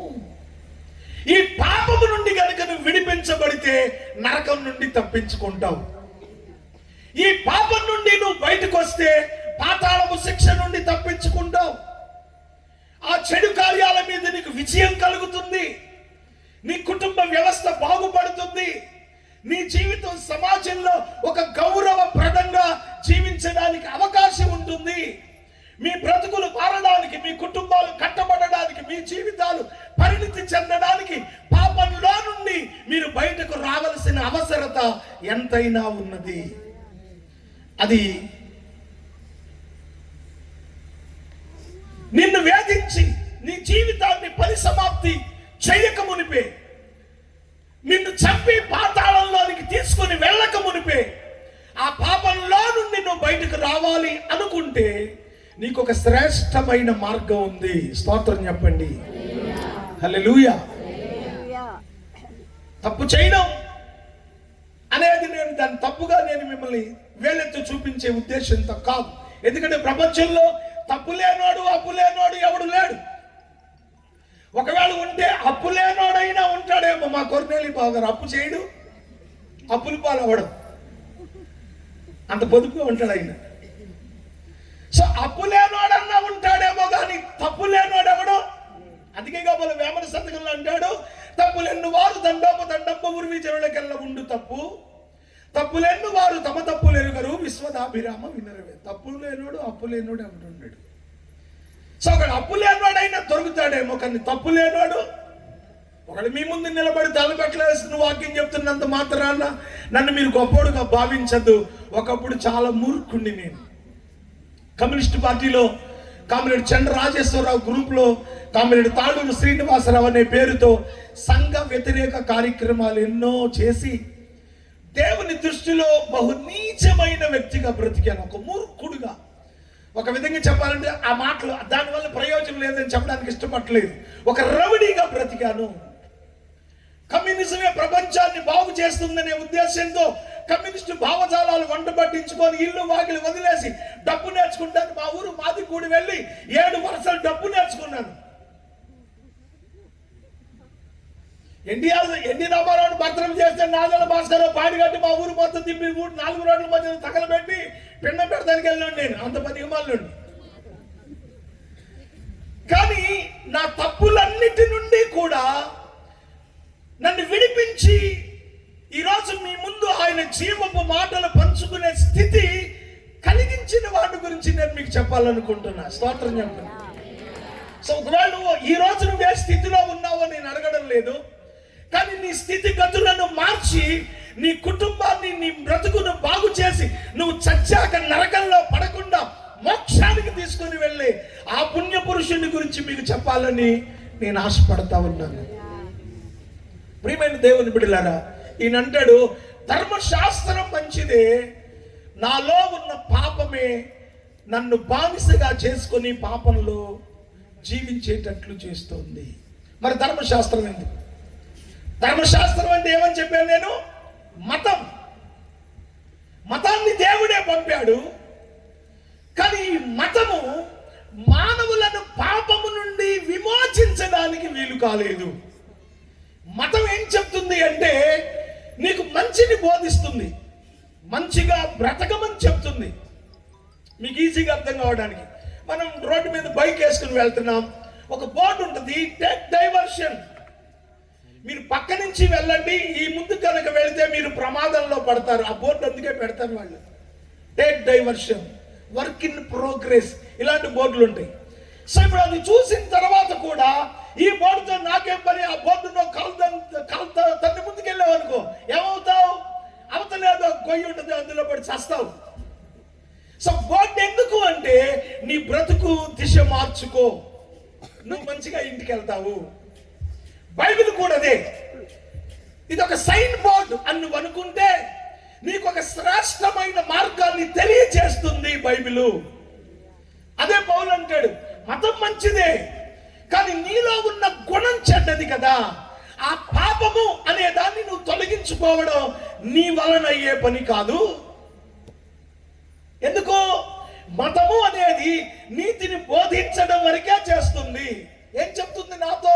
నువ్వు దొంగతనం చేయమాక, దొంగతనం చేస్తే నరకంలో నిన్ను బళ్ళెంతో పొడుస్తారు అని చెప్పింది. నేను చెప్పిన మాట విని దొంగతనం చేయకుండా ఉంటే కాళ్ళు చేతులు బాగానే ఉంటాయి. అది చెప్పింది నేను వినకుండా నా ఇష్టానుసారంగా బ్రతికితే తగిన పనిష్మెంట్ ఖచ్చితంగా నేను పొందాలి. ఇక్కడ కూడా అంతే. బైబిల్ ఏం చెప్తుందంటే నీ బ్రతుకు దిశ మార్చుకోవడానికి ఒక మార్గం నేను చూపిస్తాను, ఇటువైపు వచ్చేయి. ఆ పాపము జీవితం, పాపమునకు తగిన శిక్ష, ఆ నరకం నువ్వు అనుభవించక్కర్లేదు, ఇటు వచ్చేసేయి అని చెప్తుంది మతం. కానీ మానవునిలో ఉన్న పాపం ఆ మతం చెప్తున్న నీతిని చెయ్యకపోగా తన మనసు చెప్తున్నట్లే వీడు పాపాన్ని చేస్తున్నాడు. ఇంకా చెప్పాలంటే మతం ఏదైతే చెప్తుందో దానిలో ఉన్నటువంటి కొన్ని లూప్ లైన్స్ తీసుకొని మతాన్ని అడ్డు పెట్టుకొని ఎక్కువ పాపం చేస్తుంది. ఇది ఇక్కడ మానవుడు బలహీనుడై తనకున్న శారీరక దౌర్బల్యానికి బానిసై నరక ప్రాప్తుడుగా తన జీవితాన్ని ముగించేస్తా ఉన్నాడు.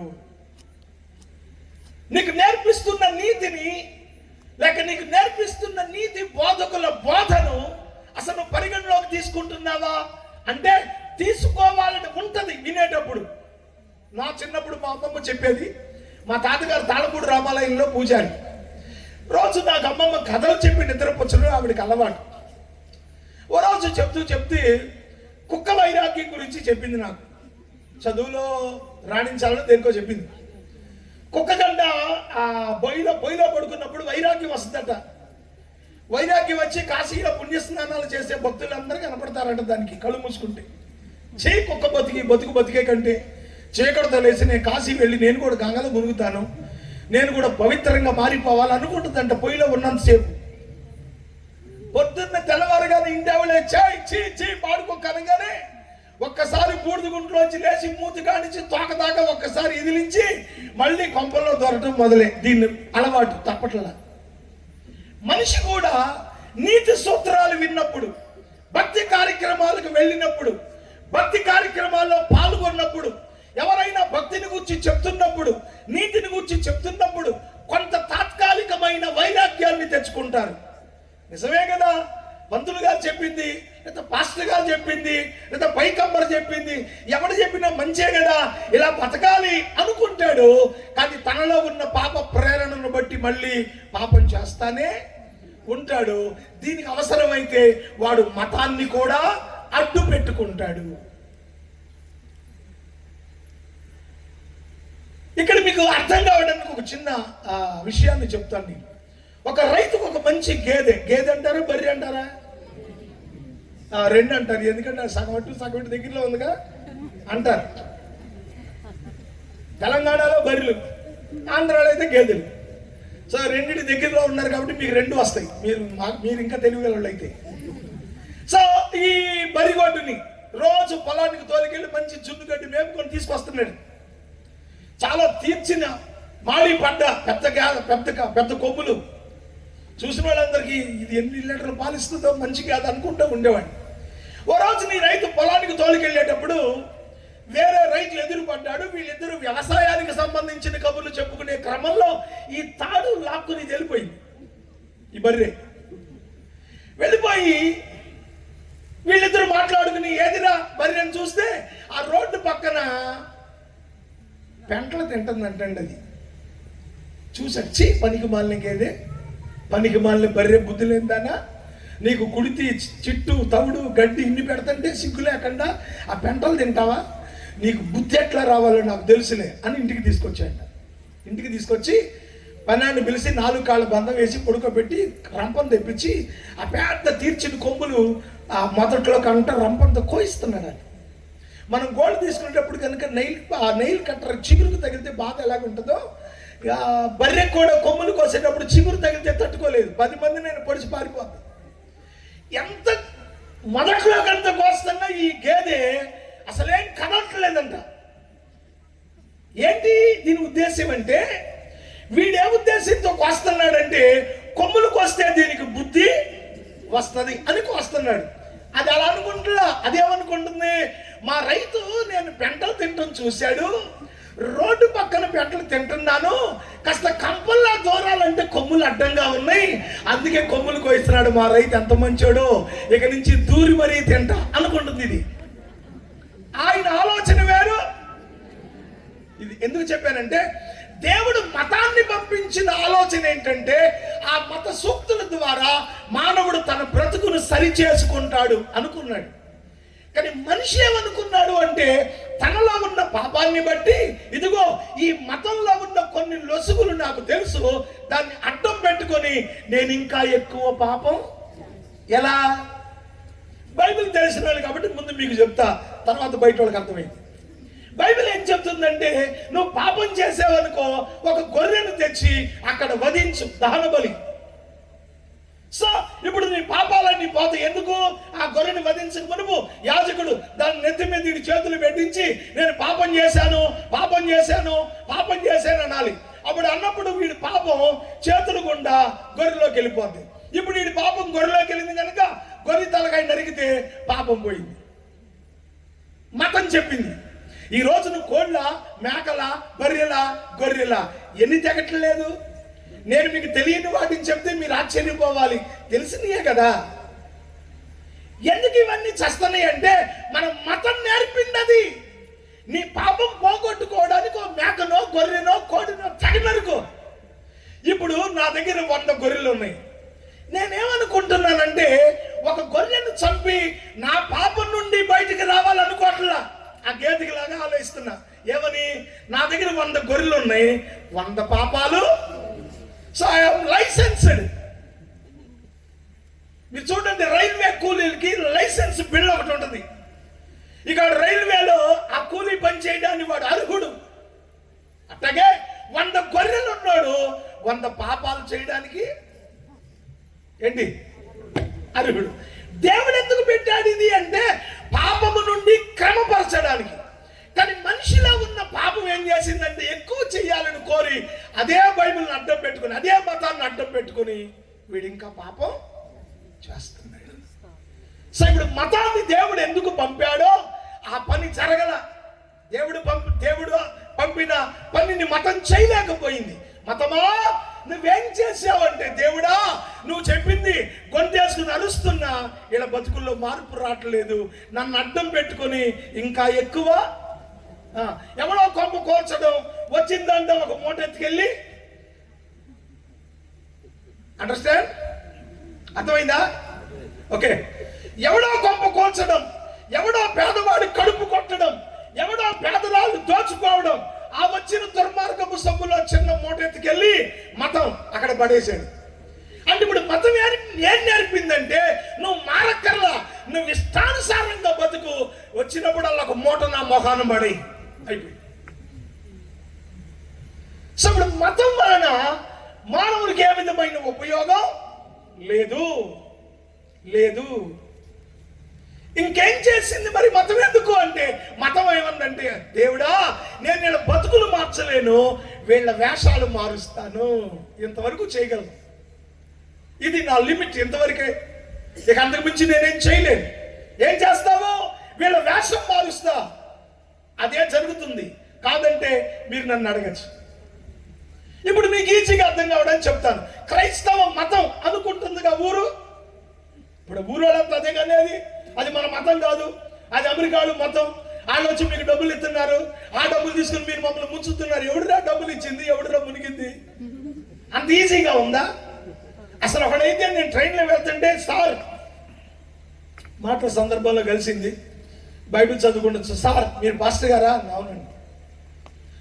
సరే అవునన్న తర్వాత ఆయనకి మరి పరిచయం ఉందో ఏమో క్రిస్టియానిటీ గురించి. ఏ డెనామినేషన్ అన్నాడు. ఫుల్ గాస్పుల్ అని చెప్పాను నేను, సంపూర్ణ సువార్త అన్నా. అవునులే, మీరందరూ ఇప్పుడు మన దేశం అందరిని మార్చేసి అమెరికా వాడికి అమ్మేస్తారు కదా అన్నాడు. నేను నమ్మితే వెళ్తావా అన్నా. పోతాడా? అసలు అమ్మడానికి నేనేవాడిని, కొనడానికి ఆడేవాడు, రావడానికి నువ్వెవడో.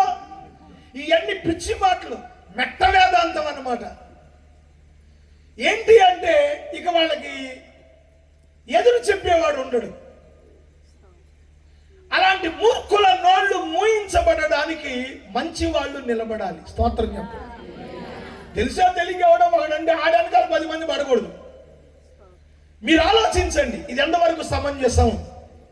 సో మతం ఏం చేస్తుంది అంటే బ్రతుకు మార్చలేకపోయింది, వేషం మార్చింది. అని చెప్తున్నాను కదా. ఇప్పుడు నాది మతం అన్నారుగా, ఆ మతంలో ఆయన దిగిన ఆయన వచ్చాడు అంటున్నారుగా. ఓకే, నాది మతమే అనుకుంటే నా మతం నాకేం నేర్పిందంటే తెల్ల బట్టలు వేసుకోరా బాబు. ఎందుకు తెల్ల బట్టలు? నేను తెల్ల బట్టలు వేసుకోవడం ఒకవేళ నా మతం నాకు నేర్పింది. బైబిల్లో ఉంది, ఎల్లప్పుడూ తెల్లని వస్త్రము ధరించము, తలకు నూనె తక్కువ చేసుకోమాక అని రాసి ఉంది. సో పరిశుద్ధులు తెల్లంగి ధరించుకుని మధ్య ఆకాశంలో ఉంటారు కాబట్టి భక్తులు తెల్ల బట్టలు వేసుకోవాలి. తెల్ల బట్టలు వేసుకోమని బైబిల్ నాకు నేర్పింది, నేను వేసుకున్నా. ఓకే, రైట్, దీంట్లో తప్పేం లేదు. కానీ పైనుంచి కిందకి నేను తెల్ల అంగీ వేసుకున్నంత మాత్రాన నా బతుకు మారింది అనుకోవడం తప్పు. ఇది రాంగ్ డైరెక్షన్ అన్నమాట. తెల్ల బట్టలు వేసుకున్నంత మాత్రాన మనిషి దేవుడైపోడు, తెల్ల బట్టలు వేసుకున్నంత మాత్రాన మనిషి పరిశుద్ధుడైపోడు, తెల్ల బట్టలు వేసుకున్నంత మాత్రాన నేను నరకం నుండి తప్పించుకోలేను. వీటిలో ఏది జరగదు. మరి ఎందుకు వేసుకున్నావయ్యా? నా మతం ఇది నాకు బోధించింది, నేను పాటిస్తున్నా. ఇక్కడికి వదిలి అంటే ఇప్పుడు ఏం జరిగింది? నా మతం నన్ను మార్చలా. ఏం మార్చింది? నా వేషం మార్చింది. ఒకవేళ నా మతంలో తెల్ల బట్టలే నేను అన్నాను కదా, ఇంకా మతాలు ఉన్నాయి. ఒకడు ఎర్ర వేసుకున్నాడు, ఒకడు నల్ల వేసుకున్నాడు, ఒకడు పసుపు వేసుకున్నాడు, ఒకడు బులుగు వేసుకున్నాడు, ఒకడు ఆకుపచ్చ. ఎవడు ఏ రంగు వేసినా ఆడు బతుకు మారట్లా. వాళ్ళ మతం లేక నీ మతం నీ వేషం మార్చిందేమో తప్ప నీ బతుకైతే నీ మతం మార్చదు. నీ మతం నా మతం ఏ మతం అయినా సరే మన వేషాలు మారుస్తాయేమో తప్ప మన బ్రతుకులు మార్చలేవు. అందుకు పౌలు అంటాడు, ధర్మశాస్త్రము అంటే మతము దేనిని చేయచాలకపోయేను. ఏం చేయలేకపోయింది? మనిషి బ్రతుకును మార్చలేకపోయింది మతం. మతము దేనిని చెయ్యచాలకపోయేనో దానిని దేవుడు చేశాడు. ఇది క్లారిఫికేషన్. మతం నా బతుకు మార్చలా, వేషం మార్చింది. నీ వేషం మార్చిన మతం నీ బ్రతుకు మార్చలేని మతం నీకెందుకు? నీ జీవితాన్ని నరకం నుండి తప్పించలేని మతం నీకెందుకు? నీ జీవితానికి మోక్షాన్ని ప్రసాదించలేని మతం నీకెందుకు? అవునా కాదా? ఇది సత్యం అని నువ్వు ఆలోచన చేస్తే దీనికి కొంచెం ముందుకెళ్తే అంటాడు, నీ మతం ఏదైతే నీ బ్రతుకులో చేయలేకపోయిందో దాన్ని దేవుడు చేస్తాడు. సో నువ్వు మతాన్ని వదిలేయ్, దేవుడి దగ్గరకు రా అని నేర్పుతున్నాడు ఈయన. ఏ సేవకుడైనా ఇంతకు మించి ఏం చెప్పడు. దేవుడి దగ్గరకు రమ్మంటాడు తప్ప మతంలోకి రమ్మండు. ఎందుకంటే ఏ మతం కూడా మనిషిని మార్చలేదు. అందుకని Christianity is not a religion. ఇది ఒక మతం కాదు. It is the way of God from earth to heaven. ఇది భూలోకం నుండి పరలోకానికి వేయబడిన ఒక మార్గమే తప్ప ఇది మతం కానే. క్రైస్తవ మతం అని వెర్రి కోతలు కూసే వాళ్ళకి ఇది గొడ్డలు పెట్టుగా నేను సమాధానం చెప్తున్నాను. ఆలోచించండి, ఇది మతం కాదు. సో ఇప్పుడు మతం చేయలేని దాన్ని దేవుడు చేశాడు. దేవుడు ఎవరు? అసలు దేవుడు ఉంటాడా? ఉంటే ఎంతమంది ఉంటారు? ఒక్కో మతానికి ఒక్కో దేవుడు ఉంటాడా? చాలా ప్రశ్నలు. వీటన్నిటికీ ఒకే సమాధానం. ఎన్ని మతాలు, ఎన్ని జాతులు, ప్రపంచంలో ఉన్న 800 కోట్ల మందికి ఒకడే దేవుడు. No more gods. దేవతలు ఉన్నారు. నేను కాదంటే మీ మనసు నొచ్చుకోవాలి. ఏమయ్య ప్రసాద్ గారు పంతులు తీసుకొచ్చావు, మీ దేవుడి గురించి చెప్పుకోవచ్చు, అసలు మా దేవతలు లేరు అన్నాడు ఏంటి అనొచ్చు. నేను అంతే కదా నువ్వు అనడానికి నో ఛాన్స్. నీకు ఆ ఛాన్స్ అసలు నేను ఇవ్వనుగా. ఆలోచించి, దేవుడు ఉన్నాడు, దేవతలు ఉన్నారు, దెయ్యాలు కూడా ఉన్నాయి. దేవుడు ఒక్కడే ఉంటాడు, దేవతలు అనేక మంది ఉంటారు. దేవుడు ప్రపంచంలో ఏ దేశానికి వెళ్ళినా ఆయనే దేవుడు. దేవతలు నువ్వు ఏ దేశానికి వెళ్తే ఆ దేశానికి దేవతలు మారతారు. తెలుగుదేశంలో ఉన్న దేవతలు అరబ్ దేశంలోకి వెళ్తూ దొరకరు మీకు. నువ్వు పాలస్తీనా వెళ్ళు, అక్కడ దేవతలు ఉన్నారు. కానీ మన గంగానమ్మ పోలేరమ్మ అంటే కుదరదు, వాళ్ళకి వేరే ఉంటారు. నువ్వు ఆంధ్రాలో ఉన్న దేవతలు వేరు, కర్ణాటక దేవతలు వేరు. దేవతలు ఉన్నారు, కానీ దేవతలు ప్రాంతాల వారీగా ఉంటారు. అసలు దేవతలు అంటే ఏంటండి, దేవుడు అంటే ఏంటి అని మీరు అనుకోవచ్చు. నెంబర్ 1, దేవుడు గురించి చెప్తాను. దేవుడు అంటే తనకు తానుగా ఉండేవాడు. దేవుడు అంటే ఎవరు? నువ్వో నేనో చేస్తే వచ్చేవాడు కాడు. మా ఇంట్లో వినాయక చవితి బాగా చేసేవాడు. మా ఊర్లో అప్పట్లో ఈ విగ్రహాలు ఇవన్నీ ఉండేవి కాదండి. దంతనాల మల్లికార్జునరావు అని ఒక కంసాలు ఉండేవాడు. ఆయన మట్టితో అచ్చుతో బొమ్మలు చేస్తూ కొనుక్కొచ్చుకుని పాలవెల్లిలో పెట్టుకొని పూజా కార్యక్రమం గ్రాండ్గా చేసుకునేవాడు. ఓ సంవత్సరం మా ఊరు చాకలపాలెంలో పిల్లోడు ఎవరో చెరువులో పడిపోయాడంటే అక్కడికి పోయి చూసి తిరిగి వచ్చే లోపు విగ్రహాలు అయిపోయినాయి. పండగ చెయ్యాలి, పత్రి తెచ్చాము, పువ్వులు తెచ్చాము, పాలవెల్లి కట్టాము, వినాయకుడు లేడు. కొంచెం చిన్నప్పుడు నాకు పట్ట మంచిగా ఉండేది. మా నాన్నగారికి ఏమనిపించింది, నా పట్టకే పసుపు రాసి ఈడే వినాయకుడిని కూర్చోబెట్టాను. సో ఆ సంవత్సరానికి మా ఇంటికి నేనే. దేవుడు వేరు, దేవతలు వేరు. దేవుడు అంటే ఎవరి చేతో చెయ్యబడేవాడు కాడు, తనకు తానుగా ఉంటాడు. అందుకే సంస్కృతంలో ఓం స్వయం భవాయ నమః, ఓం అంటే దేవుడు. ఓం అనేది సంస్కృత బీజాక్షరం. తెలుగులో ఆలో, ఇంగ్లీష్లో ఏబిసిడీలు ఎలా ఉంటాయో సంస్కృతంలో ఓం హ్రీం క్లీం హ్రీం అక్షరాలు. ఒక్కొక్క బీజాక్షరానికి, ఒక్కొక్క నామాక్షరానికి, ఒక్కొక్క బీజాక్షరానికి కొన్ని నామాక్షరాలు ఉంటాయి. ఈ ఓం అనే బీజాక్షరంలో 3 నామాక్షరాలు, ఆ ఊ మా అనే 3 అక్షరాలు ఉంటే ఈ అకార ఉకార మకారముల కలయిక ఓం. ఓం అంటే తెలుగు అర్థం ఏంటంటే దేవుడు.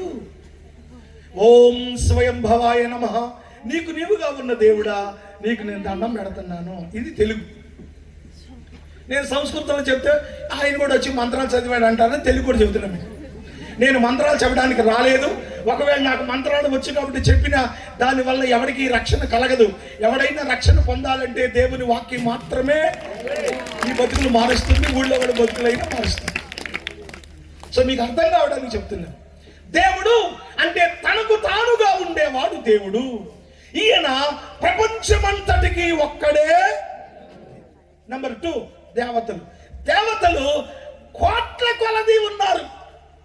లేరండి నలడల ఉన్నారు. మరి వీళ్ళు ఎక్కడి నుంచి వచ్చారు? దినవృత్తాంతాలు మొదటి గ్రంథంలో 29వ అధ్యాయం మీరు చదివితే అక్కడ వ్రాయబడి ఉంది, మనుషుల చేతి పని అయిన భూజనుల దేవతలు. మీకు రెఫరెన్స్ కూడా చూపిస్తా. రేపొద్దు నేను వెళ్ళిపోయి ఎవరిని అడిగినా మీరు ఇబ్బంది పడక్కర్లేదు, చూపిద్దరు కానీ. దినవృత్తాంతాల మొదటి గ్రంథంలో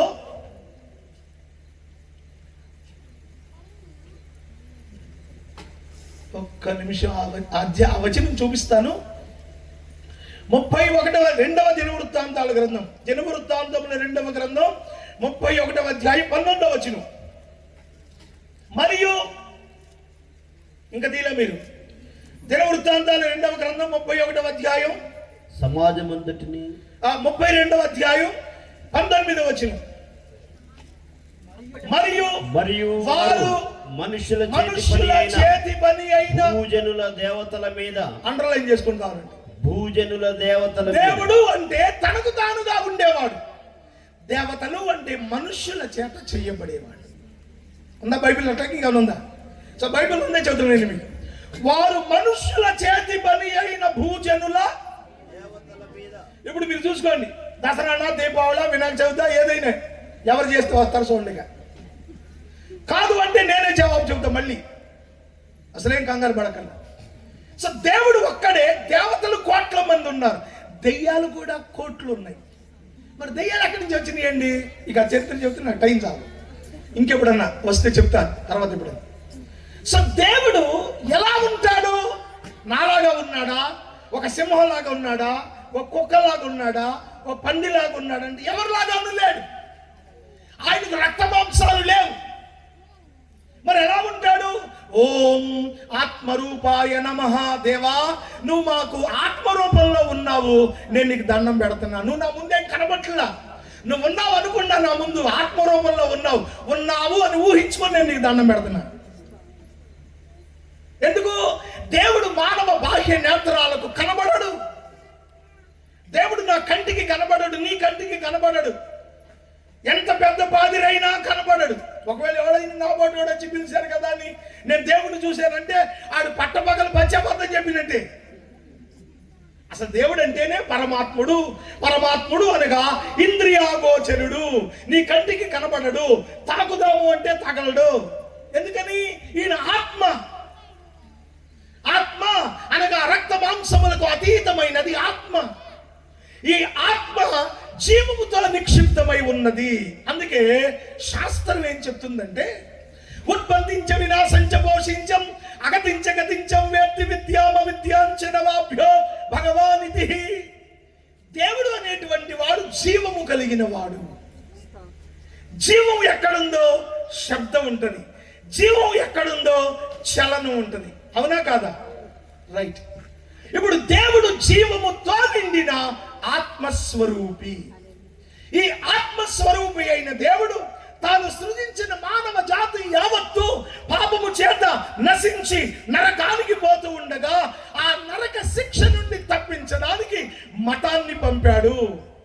మతం ఏం నేర్పింది అంటే, మీ పాపాల కొరకు జంతువులను బలి ఇవ్వండి. దాన్ని హెబ్రీ పత్రికలో పౌలు గారు అంటాడు, రక్తము ధర్మశాస్త్ర ప్రకారము రక్తము చిందించకుండా పాప క్షమాపణ. నీ పాపం పోవాలి అంటే రక్తం చిందించాలి. కాబట్టి నువ్వు కోళ్ళు కొయ్యటంలో తప్పు లేదు, మేకలు కొయ్యటంలో తప్పు లేదు. నేను దాన్ని తప్పుగా పరిగణించట్లేదు, ఎందుకంటే నా బైబిల్ చెప్పింది అది. దేవుడు సృష్టికర్త చెప్పాడు. అయితే చెప్పిన ఆ దేవాది దేవుడు ఏం చేశాడు అంటే, ఈ జంతు బలుల వలన మానవునికి పాప విమోచన కలగడం లేదు. సరికదా? దీన్ని అడ్డం పెట్టుకుని ఎక్కువ పాపాలు చేస్తున్నారు. ఇక్కడ భక్తి అనేది ఆగిపోయింది. ఇక భక్తి లేదు. ఒక మేకనో గొర్రెనో తోలికెళ్ళడం, దీంతో పాటు ట్రాక్టర్లో 50 మందిని ఎక్కించుకెళ్ళడం, దీన్ని తెగ నరకటం, తోటలో వండుకోవటం, తినటం, డీజే పెట్టుకొని. భక్తి అది చేస్తున్న మీరు ఆలోచించండి. చెప్తున్న నన్ను వదిలేయండి. చేస్తున్న మీరు ఆలోచించండి, ఇది రైటా కాదా? అక్కడ ఏం జరుగుతుంది? భక్తే జరుగుతుందా, ఇంకేమైనా జరుగుతుందా? సో దేవుడు మతాన్ని పంపాడు, అది ఫుల్ఫిల్ చేయలేకపోయింది. ఇప్పుడు దేవుడే రావాల్సి వచ్చింది. మరి దేవుడికి మాంసం లేదుగా, దేవుడికి రక్తం లేదుగా, అందుకు ఒక శరీరాన్ని ఎన్నుకున్నాడు. ఆ శరీరానికి పెట్టిన పేరే యేసుక్రీస్తు. అది అసలు ఇక్కడ శరీరం దేవుడు కాదు. నన్ను మళ్ళీ అర్థం చేసుకునే ప్రయత్నం చేయండి. కొంచెం నన్ను అర్థం చేసుకోండి. ట్రై టు అండర్స్టాండ్ మీ. మీరు శరీరాన్ని చూడమాకండి. శరీరాన్ని చూస్తే క్యాలెండర్ దగ్గరికి వెళ్ళి దండం పెట్టుకోవాలనిపించింది నీకు. am I right or wrong? ఈనాడు ఎంతో మంది క్రైస్తవులు ఊరు వెళ్ళాలి, బట్టలు సర్దుకొని ఆ పాదిరి గారు చిన్న క్యాలెండర్ ఉంటుంది. అందులో ఆ గుడ్ ఫ్రైడే రోజు ఆ నెలలో మార్చి ఏప్రిల్లో సినిమా మీద ఏసై బొమ్మ ఉంటుంది. అక్కడికి వెళ్తారు. ఇంకా ఏసయ్య ఖమ్మం వెళ్తున్నాను అయినా క్షేమంగా తిరిగి వచ్చాడు. కాబట్టి ఎక్కడ ఉన్నాడు ఏసయ్య? పటంలో ఉన్నాడా? పటంలో ఉన్న బొమ్మ దేవుడు అనుకుంటున్నావా? నీ విధానం మారాలి, నీ అవగాహన మారాలి. శరీరం దేవుడు కాదు. శరీరము అనేది ఆయన ఉద్దేశం నెరవేర్చడానికి, లేక మానవ పాప ప్రక్షాళన కొరకై దేవుడు చేయదలిసిన ఆ యజ్ఞము పరిపూర్ణం కావడానికి ఎంచుకున్న ఒక పాత్ర శరీరం. అంతవరకే. దేవుడు ఎప్పుడు ఆత్మే, ఎప్పుడు ఆత్మే. దీనికి వచ్చి లోతుగా అధ్యయనించాలంటే మీరు నా బైబిల్ క్లాసులకు రావాలి. ప్రతి సంవత్సరం ఫిబ్రవరి నెలంతా బైబిల్ క్లాసులు కోదాడ సెంట్రల్ చర్చిలో జరుగుతాయి. అందులో ఈ సబ్జెక్టే చెప్తాను నేను. ఎవరైనా మీ సంఘాల్లో మంచిగా మీ సేవకు ఉపయోగపడే కుర్రోళ్ళు ఉంటే ఆడపిల్లలైన మగపిల్లలైన పంపించండి. ₹1 ఫీజు తీసుకోము, అన్నీ ఉచితంగా చెప్పి బైబిల్ ట్రైనింగ్ ఇచ్చి పంపిస్తాం మళ్ళీ మీ చర్చికి. బైబిల్ నాలెడ్జ్, సమాజంలోకి వెళ్ళి ఏం చెప్పాలి, ఎలా చెప్పాలి అనేది అక్కడ మీకు నేను నేర్పిస్తాను స్టూడెంట్స్కి. ప్రియమైన దేవుని బిడ్డలారా, జ్ఞాపకం చేసుకోండి. మీరు జాగ్రత్తగా గమనిస్తే దేవుడు ఆలోచన చేశాడు, పాపములో ఉన్న మానవ జాతిని ధర్మశాస్త్రం మతం విమోచించలేకపోయింది కనుక ఇక నేనే వెళ్ళాలి. మరి ఇప్పుడు దేవుడు ఏమై ఉన్నాడు చెప్పండి? ఓం ఆత్మరూపాయ నమః. ఆత్మలో ఉన్న దేవుడు మానవ సౌలభ్యం కోసం అక్షరంగా మారాడు. డైరెక్ట్ గా ఆయన శరీరంలోకి రాల. అందుకే దేవుడిని శబ్ద బ్రహ్మము, ప్రణవనాదము, ఓంకార స్వరూపం అన్నారు మన పూర్వీకులు.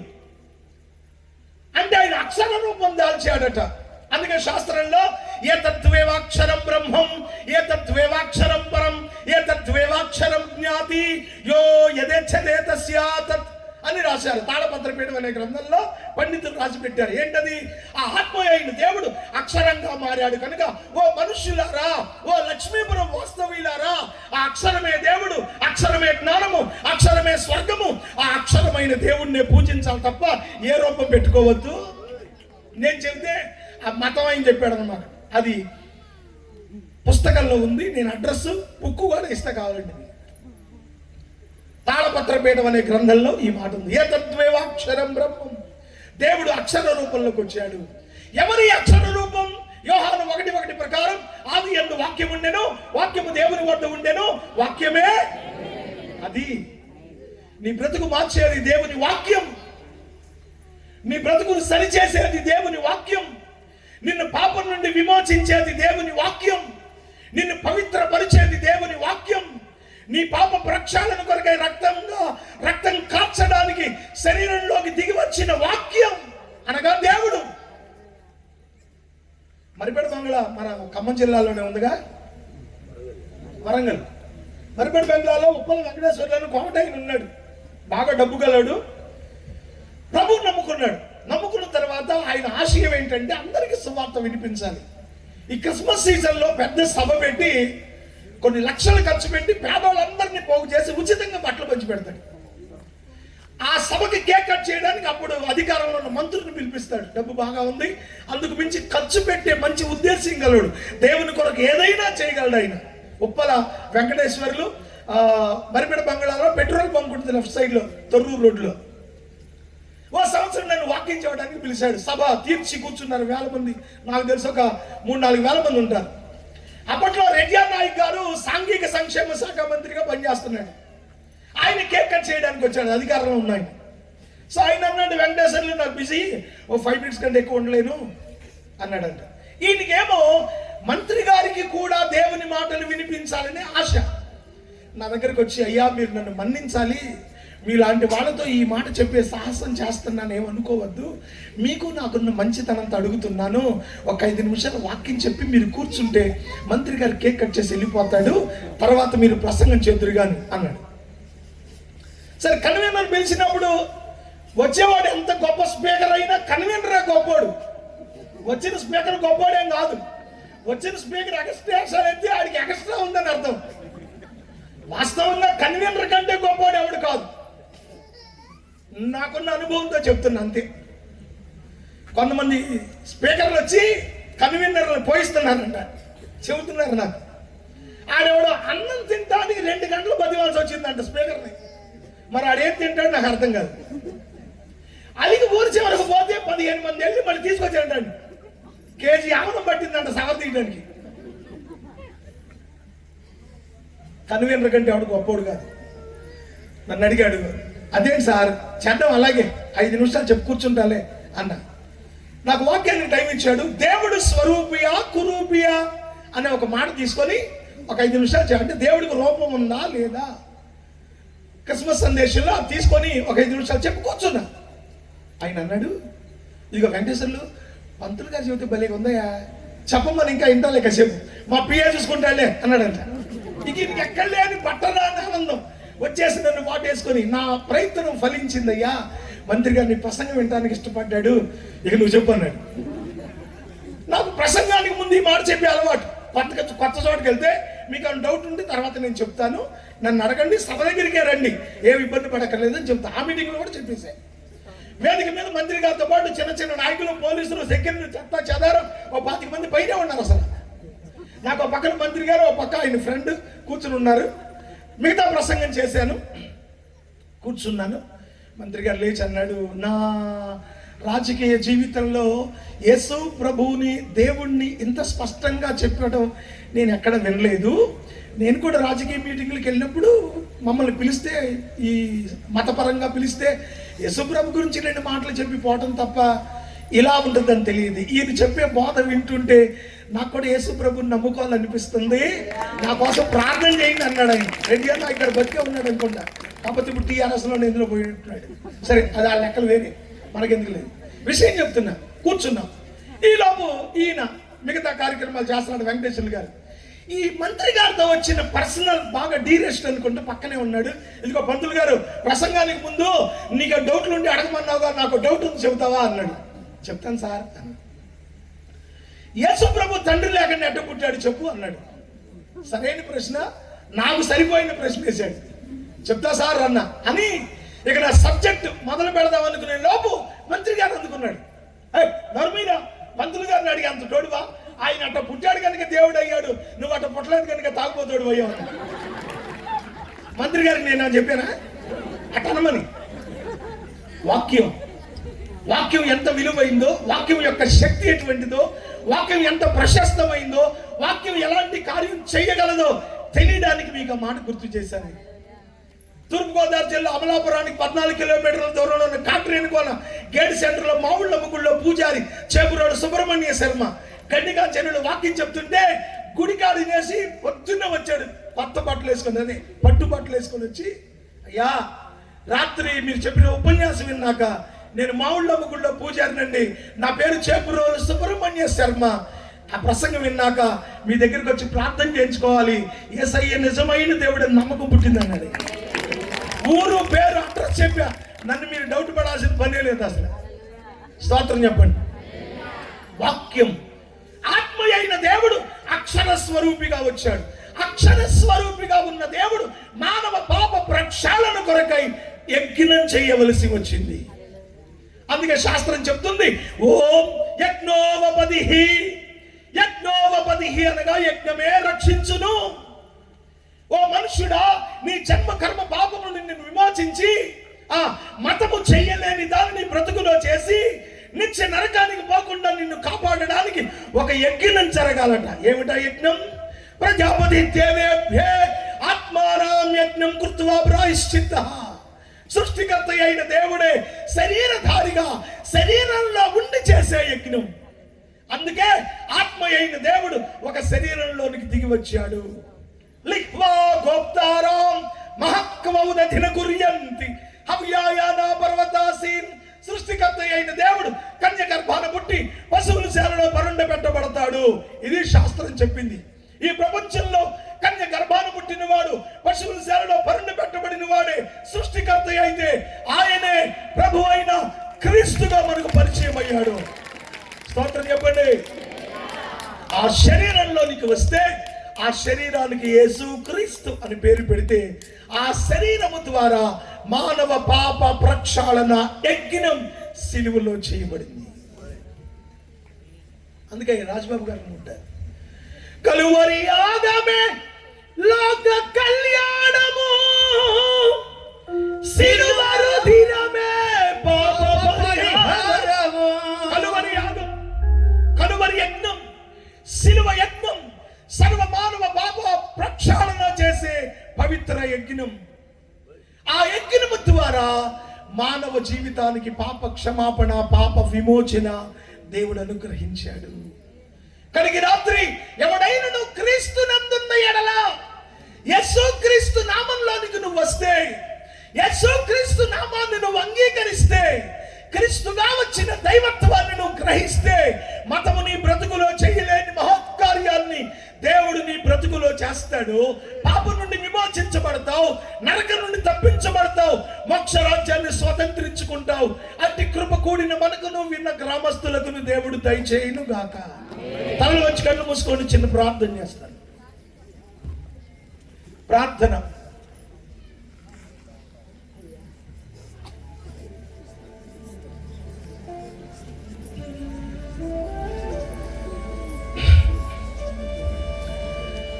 మీ మనస్సు తెరిచి ఆలోచించండి. క్రీస్తు యేసునందున్న ఎడల ఏ శిక్షా విధి లేదు. అది ఎందుకో ఎలానో చాలా స్పష్టంగా వాక్య ముఖాంతరంలో నుంచి దేవుడు మన ఎదుట ఉంచాడు. ఇంత గొప్ప రక్షణ సువార్త నీ దృష్టికి, నీ ఎదుటికి, నీ హృదయంలోనికి తేబడింది. బయట ఉన్న వాళ్ళని ప్రక్కన పెట్టి ఈ ప్రాంగణంలో ఉన్న మీరు ఇంకెవరైనా రక్షణ పొందని వాళ్ళు ఉన్నారా? క్రీస్తు నీ కొరకు చేసిన రక్షణ ప్రణాళిక, రక్షణ యజ్ఞం, ఆయన త్యాగం నీకు అర్థమైందా? ఒకవేళ నిజంగా నీకు యేసుక్రీస్తు యొక్క రక్షణ ప్రణాళిక అర్థమైతే ఈ రోజే యేసుక్రీస్తుని హృదయంలో చేర్చుకో, నరకం నుండి తప్పించబడతావు.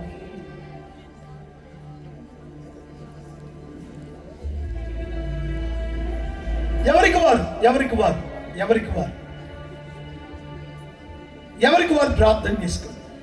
అవును ప్రియులారా, ఒకప్పుడు ఒక నిష్ట కలిగిన వైష్ణవ మత సాంప్రదాయంలో పుట్టి పెరిగి పూజారుల కుటుంబంలో నాన్నగారు పౌరోహితం చేసేది, మా తాతగారు పూజారిగా చేశారు, మా మేనమామ ఇప్పటికీ పూజారిగానే ఉన్నాడు.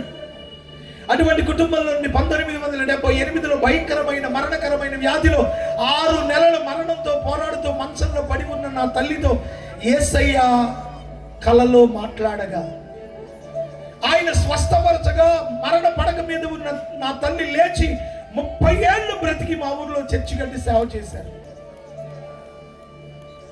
మా బ్రతుకుల్లో మతం చేయలేని దానిని చేసిన ఆ దేవాది దేవుని కటాక్షం, మతం మాకివ్వలేని మోక్షాన్ని మోక్ష ప్రదాత అయిన దేవుని ద్వారా మేము పొందుకున్న వైనం మీ ఎదుటికి తీసుకుని వస్తున్నాం. ఎప్పటికైనా యేసు ప్రభువుని నమ్ముకుంటావా? యేసయ్యను రక్షకునిగా స్వీకరిస్తావా? యేసయ్యను హృదయంలో చేర్చుకుంటావా? లేక తృణీకరించి మరణ శిక్ష లేక నరక శిక్షను అనుభవిస్తావా? నా ప్రియ స్నేహితులరా, గ్రామస్తులరా, మీలో ఏ ఒక్కరు కూడా నశించిపోకూడదని దేవుడు తన సేవకులను నిలవబెట్టుకుని మీ మధ్యలో ఈ ఘనమైన సువార్త ప్రకటించబడడం ప్రతి సంవత్సరం ఇలా ఉన్నారు కదా. ఆ దేవుని ప్రేమను మీరు అవగాహనలోకి తెచ్చుకోండి. ఆ దేవుని ప్రేమను మీరు అర్థం, మతం ఇవ్వలేని మోక్షాన్ని ఇచ్చే దేవుని పాదాల చెంతకు రండి. నిత్య రాజ్య వారసులుగా మీ జీవితాలు పునీతం చేసుకోండి. సర్వశక్తి కలిగిన మా ప్రియ పరలోకపు తండ్రి, మీ ఘననామాన్ని బట్టి మీకు వందనాలు, కృతజ్ఞతలు, స్తోత్రాలు చెల్లిస్తున్నాము. ఈ రాత్రి మీరు అనుగ్రహించిన మీ శ్రేష్టమైన వాక్య భాగాలను బట్టి మీకు స్తోత్రం. నీ వాక్యము జీవము గలదై సజీవమై ప్రాణాత్మలకి మూలుగులను మట్టుకు లోపలికి వెళ్ళుచు విభజించేది. అట్టి శ్రేష్టమైన నీ మాటలు మా ప్రియ ప్రాంత ప్రజల హృదయాలలో ఆత్మకార్యం జరిగించినట్లుగా వాక్యాన్ని వారి జీవితాల్లోనికి ప్రవేశింపచేయండి. ఈ రాత్రి ప్రాంగణంలో ఇంకా రక్షణ పొందని వారితో మీరు మాట్లాడండి. వారి హృదయాలలో నువ్వు చేసిన ఆ రక్షణ యాగం తెలుసుకొని నీ దిశగా ముందుకు రావడానికి, సిలువ యొద్ద మోకరించి రక్షణ పొంది సంఘంలో చేర్చబడి ఆ ధన్యత దయచేయండి. ఏర్పాటు చేసిన మీ దాసుని కుటుంబం, సంతానం, సేవ సమస్తం దీవించు. విత్తబడిన మాటలు ఫలింపచేసి మహిమ తెచ్చుకోండి. యేసు నామంలో ప్రార్థిస్తున్నాము తండ్రి, ఆమేన్. Praise the lord.